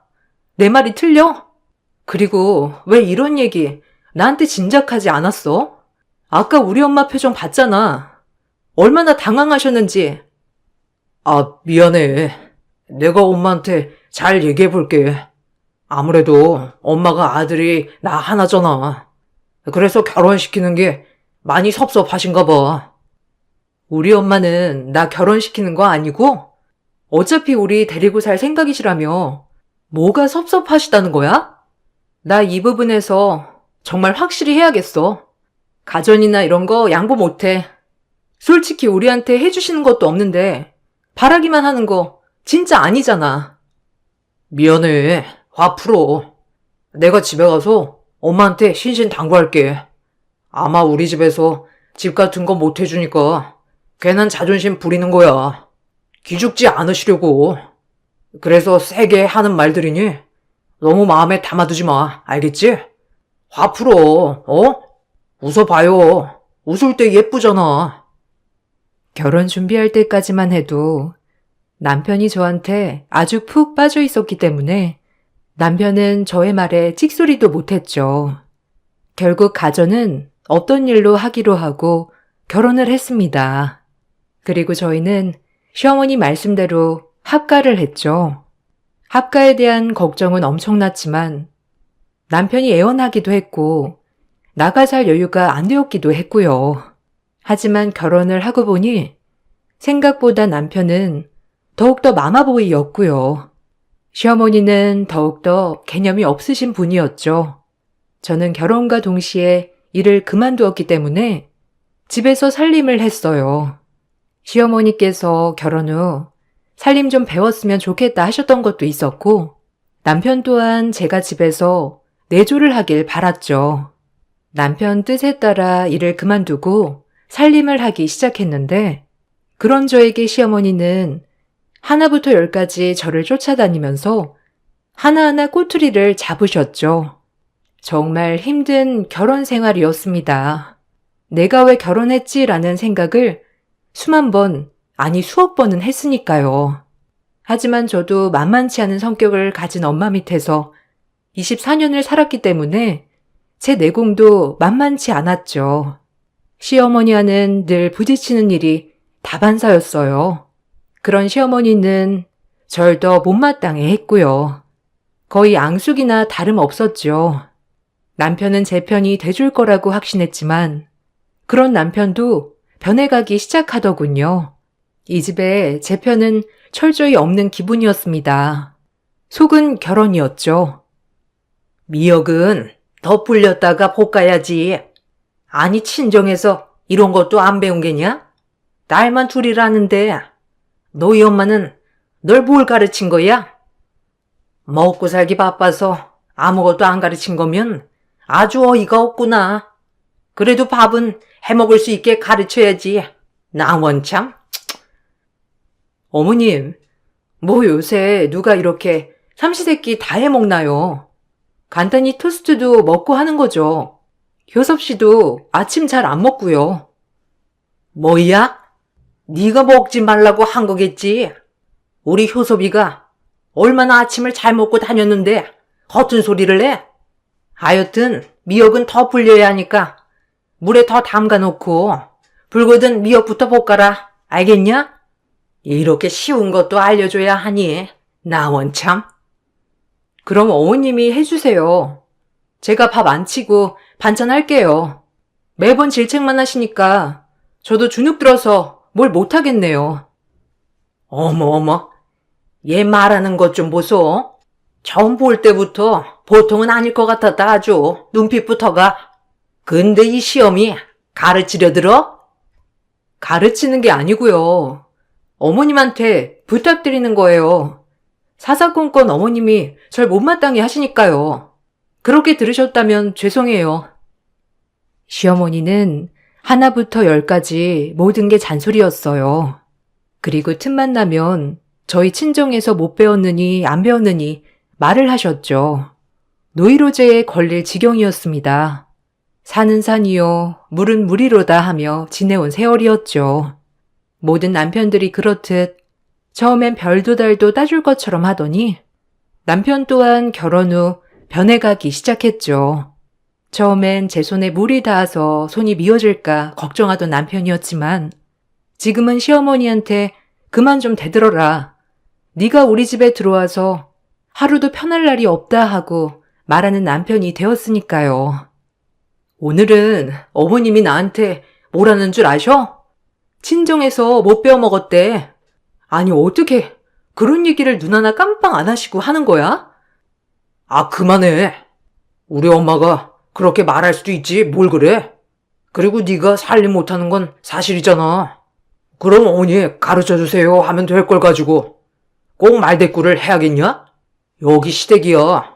니네 집 아니라고. 좀 적당히 까불어야지 진짜. 나도 피곤하다 일하는 내내. 뭐?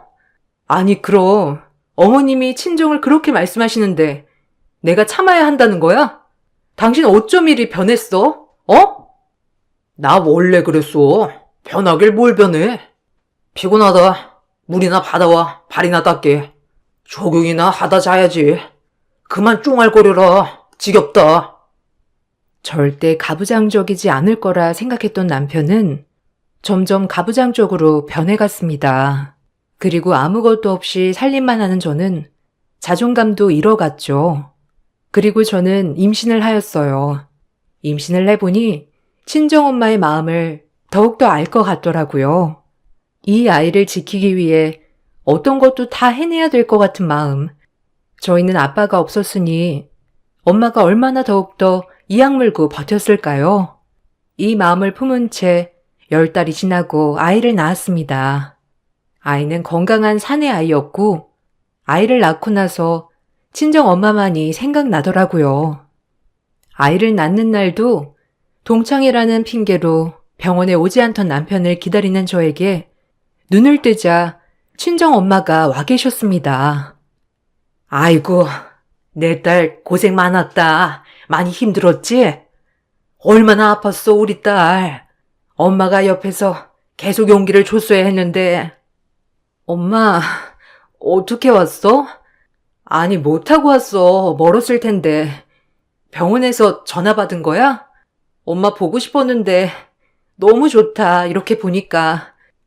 김서방은, 아니 시댁은 사돈어른이 그렇게 간절히 바라던 아들 손주인데 아직 안 오셨나 보구나. 아유, 고생했어, 내 아가. 아니야, 엄마도 나 낳을 때 많이 고생했지, 진짜. 이 사람은 오늘 일이 많이 밀렸나 봐. 내일이나 올 거야. 오늘 엄마 여기서 자고 가. 엄마는 병원에서 전화를 받자마자 시골에서 콜택시를 불러 병원까지 오셨고 근처에 사는 남편과 시댁은 방문조차 안 했죠. 다음날에 남편은 전날 술을 얼마나 먹었는지 알 수 있는 얼굴을 하고 헐레벌떡 왔고 시어머니도 같이 오셨더라고요. 시어머니는 오시자마자 제 안부는커녕 오로지 자기 손자만 찾으셨어요. 애를 낳고 바로 뒤라 호르몬 조절이 안 됐는지 그런 시어머니 모습이 꼴보기가 싫더라고요. 고생은 내가 다 했는데 어쩜 저렇게 괜찮냐고 물어보질 않으시나 해서요. 아이고, 우리 장손 얼굴 좀 보자. 어머, 우리 효섭이 얼굴 판박이네. 어쩜 효섭이 어렸을 때랑 똑같냐? 이쁘다, 이뻐. 아, 그러게. 아빠를 정말 빼다 박았네. 건강하게 태어나서 다행이야. 엄마, 그래도 좋으시죠? 아들 손주이니 얼마나 좋으시겠어. 그러니까 이제 여한이 없다. 외탁하면 어쩌나 했는데 얼굴도 너 판박이야. 얼마나 듬직한지. 이제 밥 안 먹어도 배부르다. 우리 엄마 이제 발 뻗고 주무셔요. 이름은 뭐라고 지을까? 엄마 생각해둔 거 있어? 그래도 우리 귀한 장손인데 좋은 이름으로 지어야지. 본인들 자식이랑 손주만 품에 안고 우쭈쭈하는 모습을 보니 약이 오르더라고요. 단 한마디 나보고 괜찮냐, 아프지 않았냐, 고생했다 말 한마디 없는 남편과 시어머니를 보고 있자니 우라통이 치밀어 올랐습니다. 보다 못한 저희 엄마가 한마디 하셨고요. 자네는, 자네 와이프는 안 보이는가? 애가 진통을 얼마나 했는지 얼굴이 초주검이 돼서는 안쓰러운데 어째 괜찮냐는 말 한마디가 없어? 아, 장모님. 당연히 지금 괜찮아진 줄 알고 그랬죠, 뭐. 아, 당신 괜찮아? 고생했어. 그래도 애는 건강하다니까 얼마나 다행이야. 애가 건강하면 뭐하나. 산모가 몸조리를 잘해야지, 안 그래? 애 낳는 게 얼마나 힘든 건데. 사돈도 애 낳아보시고선 그러시네요. 네? 당연히 여자로서 해야 될 도리를 한 건데. 거참 유난이시네. 어디 아들 한 번 더 낳았다간 기둥까지 뽑아달랄 기세세요. 말씀도 참 예쁘게 하시네요. 그리고 자네는 어제 애를 낳았는데 오늘 오는 게 말이 되는가? 애 혼자 얼마나 무서웠겠어? 어제는 제가 꼭 빠지면 안 되는 자리가 있어서 죄송합니다. 그래도 장모님이 계셨으니까 얼마나 다행인지 몰라요. 시어머니의 말에 입이 떡 벌어졌어요. 유난이라니. 제가 많은 것을 바란 것도 아니고 그저 괜찮니, 고생했다 정도였는데 어머님의 말이 조금이라도 남아있던 정내미가 떨어졌어요. 그리고 더 이상 시어머니에게 아무런 감정의 기대도 하지 말자라고 마음을 먹었어요. 혹시라도 엄마와 시어머니의 언성이 높아질까 제가 제지해야 했고요. 철없는 남편은 그저 입 닫고 가만히 있더라고요. 태어는 내일이라고 하니까 저 엄마네 집에서 몸조리 좀 하다가 갈게요. 아무래도 일주일은 있어야 할 것 같아요. 뭐? 일주일이나? 아니, 집에서 몸조리 하면 되지. 굳이 거기 시골까지 가야 하니? 애도 멀미하는데 집으로 와라. 아니에요, 사돈. 제가 정윤이 챙겨주고 먹이면서 일주일만 데리고 있을게요. 그래도 애 낳고 몸조리는 제대로 해야죠. 어머, 사돈. 제가 다 시켜준다니까요. 그리고 출가인 모르세요? 어디 여자가 친정을 오락가락 마음대로 합니까? 네? 어머니, 무슨 말이 그래요? 제가 언제 맘 편히 친정 간 적 있나요? 저 아기 데리고 일주일만 다녀올 거니까 그리 아세요. 저의 단호한 태도에 시어머니는 못마땅해 하셨지만 별다른 도리는 없으셨죠. 몸조리까지 못하게 하니 정말 싫었습니다. 그리고 그 옆에서 찍소리도 없는 남편을 보고 있자니 더 우라통이 터졌죠. 얼마나 멍청하고 믿을만하지 못하던지. 다음 날이 되었고 전 아이를 데리고 친정에 와 몸조리를 했습니다. 엄마 밥을 먹으면서 푹 쉬니 너무 좋더라고요. 그리고 엄마는 저에게 말씀하셨어요. 애를 낳고 보니 엄마를 너무 이해하기 때문에 눈물이 주룩주룩 흘렀습니다. 엄마와 딸이란 그런 거였죠. 미안해. 너 어려서 더 잘해주고 더 예뻐해주고 싶었는데 엄마 홀몸으로 너네 둘 키우는 게 녹록지가 않았어. 화도 내고 혹시라도 잘못되면 아빠 없는 애 소리 들을까봐 더 엄하게 한 것도 있어. 엄마 많이 미웠지? 사달라는 것도 다 안 사주고. 아니요, 엄마. 엄마 이해해. 이제 이해할 것 같아. 얼마나 애지중지했으면 그랬겠어. 남들한테 손가락 받지 않게 하려고 그런 거지. 엄마 마음 이젠 다 알아. 그리고 내가 아들 낳아보니 알 것 같아. 얼마나 엄마가 우리를 애틋해 했는지. 엄마야말로 고생했어. 홀몸으로 애들 키우는 게 어디 쉬웠겠어? 가뜩이나 어려운 세상인데 그래도 포기하지 않고 잘 키워줘서 너무 고마워요. 그렇게 엄마와의 화해를 하고 전 일주일이 지나 아이를 데리고 다시 시댁으로 올라갔죠. 발길이 차마 떨어지지는 않았지만 그래도 가야 했어요. 그리고 나도 우리 엄마처럼 아들을 잘 키워야겠다고 다짐도 했고요. 집에 도착하자마자 시어머니는 우리 장손이 얼굴이 반쪽이 됐다며 아주 난리를 치셨어요. 얼마나 꼴 같지 않던지 워낙 유난스러운 분이니 그러려니 했죠. 어머, 우리 장손 일주일 새 얼굴 반쪽 된 거 봐라. 분명 병원에선 포동포동했는데 아유, 또 너만 먹고 너만 쉰 거지? 네? 아니 무슨 말씀을 그렇게 하세요? 제가 설마 제 애를 굶기겠어요? 젖이 잘 안 돌아서 분유 먹이는 거예요. 병원에서도 그렇게 하라고 했고요. 어머, 모유도 못 먹는단 말이야? 내가 너 삐쩍꼬라서 그럴 줄 알았다. 남들 다 먹이는 모유도 못 먹이고, 아유, 모유를 먹어야 애가 똑똑하다는데, 남들 다 아는 모유도 못 먹는 우리 장손, 불쌍해서 어떡한다니?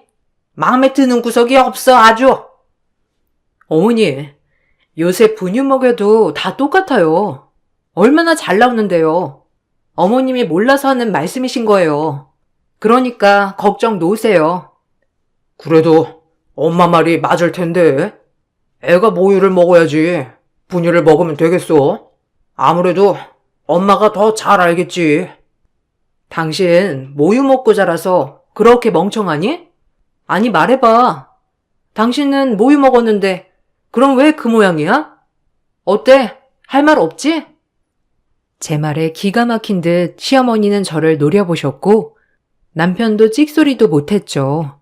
사실 남편이 그렇게 똑똑하지 않은 건 사실이니까요.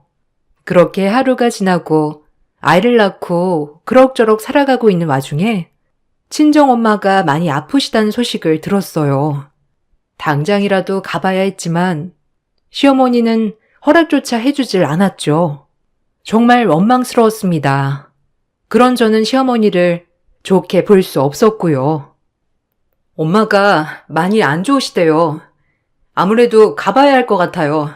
괜찮으면 윤수 데리고 며칠 내려가 있으면 싶은데. 아니, 그럼 우리 효섭이는 어쩌냐? 너랑 윤수 내려가면 효섭이는 굶으란 말이야? 출가회인이 어쩜 그리 개념이 없어? 효섭 씨가 손이 없어요, 발이 없어요? 제가 제 엄마 병간호하겠다는데 솔직히 이렇게 허락을 받는 것도 웃기네요. 예의상 물어본 거지만 안 된다고 하니 그냥 내일 아침에 내려갈게요. 어머님 노여워해도 어쩔 수 없어요. 저희 엄마 제가 돌보고 싶어요. 어머, 저 바락바락 말대답하는 것 좀 보소. 아니 어쩜 애가 그렇게 못돼 처먹었니? 넌 내가 처음부터 마음에 안 들었어. 우리 효섭이가 죽고 못 사니까 허락했는데 어째 눈빛부터 쎄했다, 알아? 가지마. 분명히 말했어. 가려거든 이혼 도장 찍고 가라. 네? 이혼 도장이요? 제가 그런 걸로 무서워할 줄 아셨어요? 어머님, 이가 그렇게 대단한 사람은 아니잖아요. 안 그래요? 솔직히 볼 게 뭐가 있다고 제가 이혼에 겁을 먹나요? 더 이상 어머님이랑 얘기 안 할게요. 내일 친정엄마한테 갈 거예요. 어머님의 바락바락 안 된다는 소리를 무시하고 다음 날이 되어 저는 친정엄마네 갈채비를 하였어요. 남편도 못마땅해 했지만 제 고집을 꺾을 수 없었죠. 그리고 아들만 데리고 시골에 내려가 엄마를 보살폈습니다. 엄마는 췌장암 말기셨어요. 급격히 몸이 안 좋아 병원에 가보니 이미 손쓸 수 없는 상태라고 했었죠. 얼마나 눈물이 나던지 그런 엄마를 모시고 싶은 이 마음도 굴뚝 같았어요. 있는 순간까지 최대한 잘해드리자라고 생각하며 정성을 다해 모셨습니다. 하지만 엄마는 끝끝내 일어나지 못하셨죠. 어려서 엄마한테 미운 감정만 품고 산 것 같아 어찌나 죄송하던지. 그리고 한평생 고생만 하고 해외여행 한번 못 가보신 우리 엄마 생각에 장례 때도 눈물이 멈추질 않더군요. 제 인생에 전부를 잃은 것처럼 울었습니다.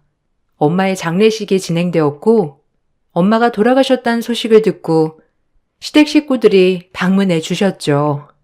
친척 고모님의 친척 조카, 친척 삼촌들까지 15명이 방문하셨더라고요. 처음엔 그래도 엄마 가시는 길 이렇게 배웅해 주러 오셨구나 하고 감사한 마음뿐이었어요. 하지만 역시나 제 생각은 착각이었죠. 이렇게 먼 길 찾아주셔서 감사합니다. 고모님, 삼촌, 그리고 어머님 와주셔서 감사해요. 앉아서 식사들 하시고 가세요. 저기서 먹으면 되냐? 우리 한 15명 되는데 일단 앉아있으면 차려다 주겠지? 고모, 얼른 저기로 갑시다. 어머님은 엄마 가는 길 제대로 인사도 하지 않고 그저 식당 방문에만 눈에 불을 켰죠. 그렇게 15명이나 되는 시댁 식구들이 밥을 먹고 어찌나 하하호호 떠들어대는지 빈소에 방문해준 사람들마저 눈살을 찌푸리더라고요. 경황이 없어 화를 낼 상황도 없었죠. 아니 언니네 시댁 너무한 거 아니야?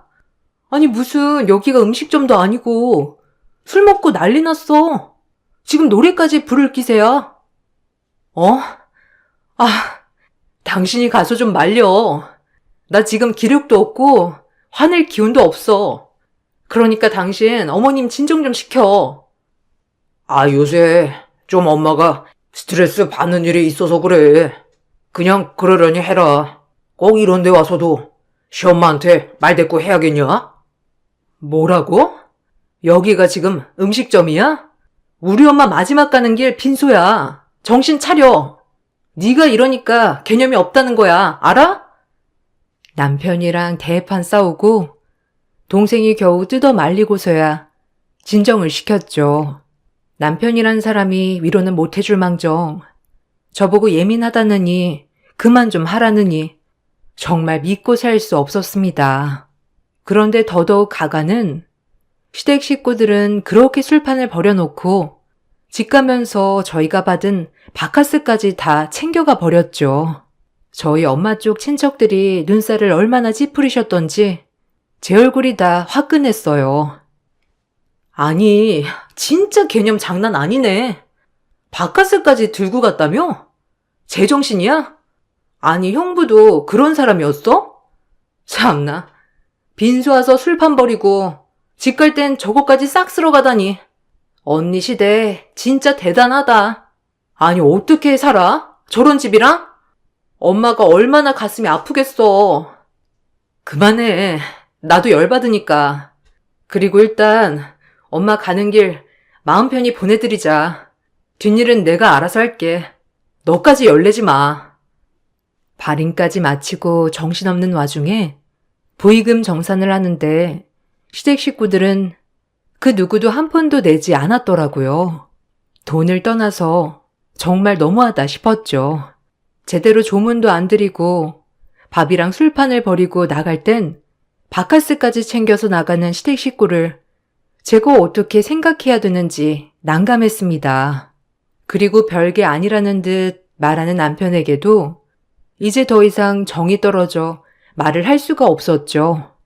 엄마의 장례식을 모두 마치고 저는 이혼 소송을 걸었어요. 더 이상 시댁 식구와는 상종하고 싶지도 않았고 남편과도 말도 섞고 싶지 않았죠. 내가 뭘 잘못했다고 이혼을 당해? 그리고 너네 엄마 죽은 건 불쌍한데 원래 세월 앞에 장사 없는 거 아니야? 지금 너 너무 감정적인 것 같아. 안 그러냐? 그러니까 조금만 진정하고 나중에 얘기해. 이게 뭐라고 이혼까지 갈 사유야? 나 진짜 어이가 없어서. 이혼까지 갈 사유야. 난 더 이상 너랑 너네 식구들 꼴도 보기 싫고 우리 윤수도 너네 집처럼 물들까봐 무서워.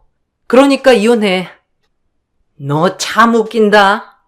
죽은 사람이 뭘 한다고 난리야? 그렇게 유난 좀 떨지 마. 이혼? 어디 네가 감히 우리 아들 보고 이혼을 하지? 그러니까 이혼하는 거예요.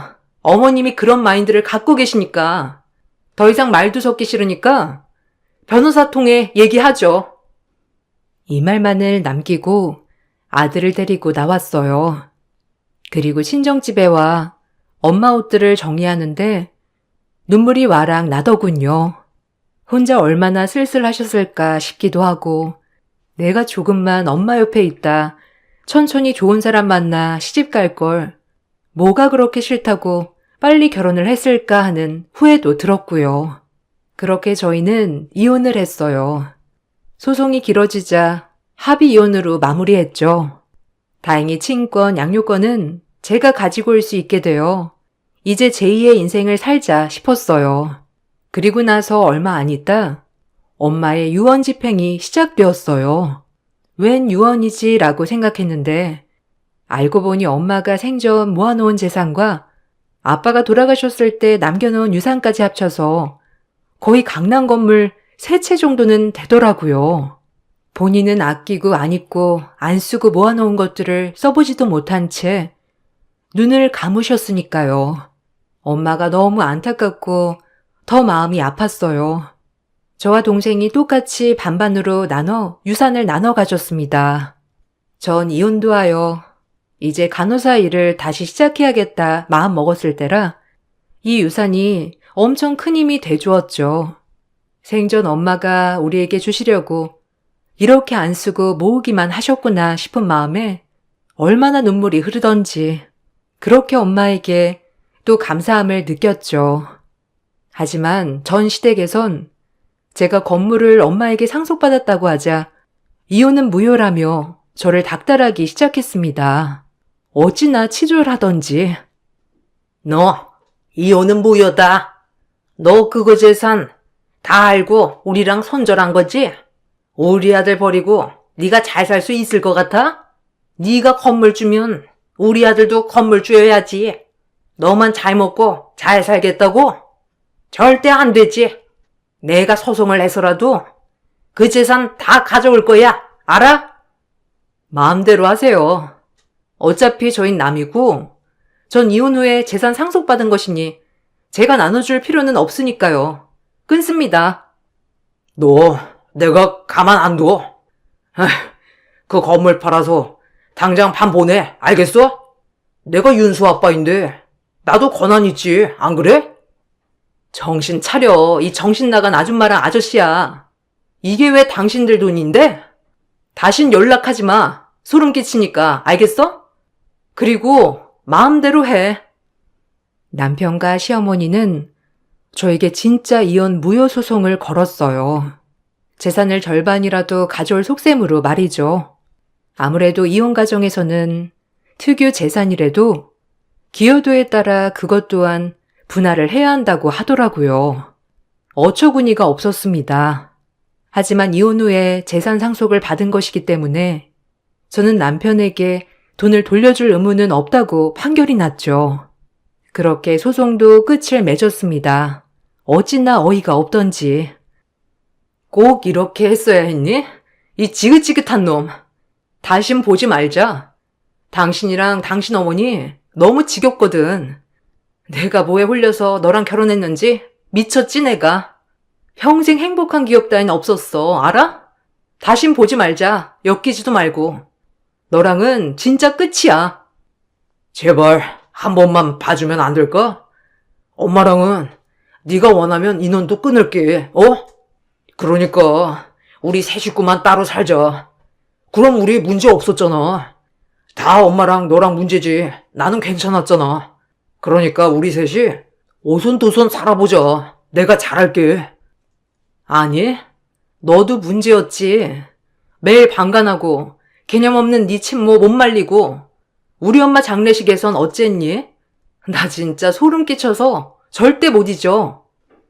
우리 윤수가 너 닮을까 무서워서 이혼한 거야. 알아?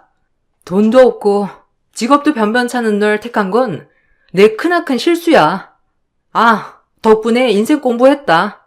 너처럼 빈말하는 사람은 거르게 됐거든.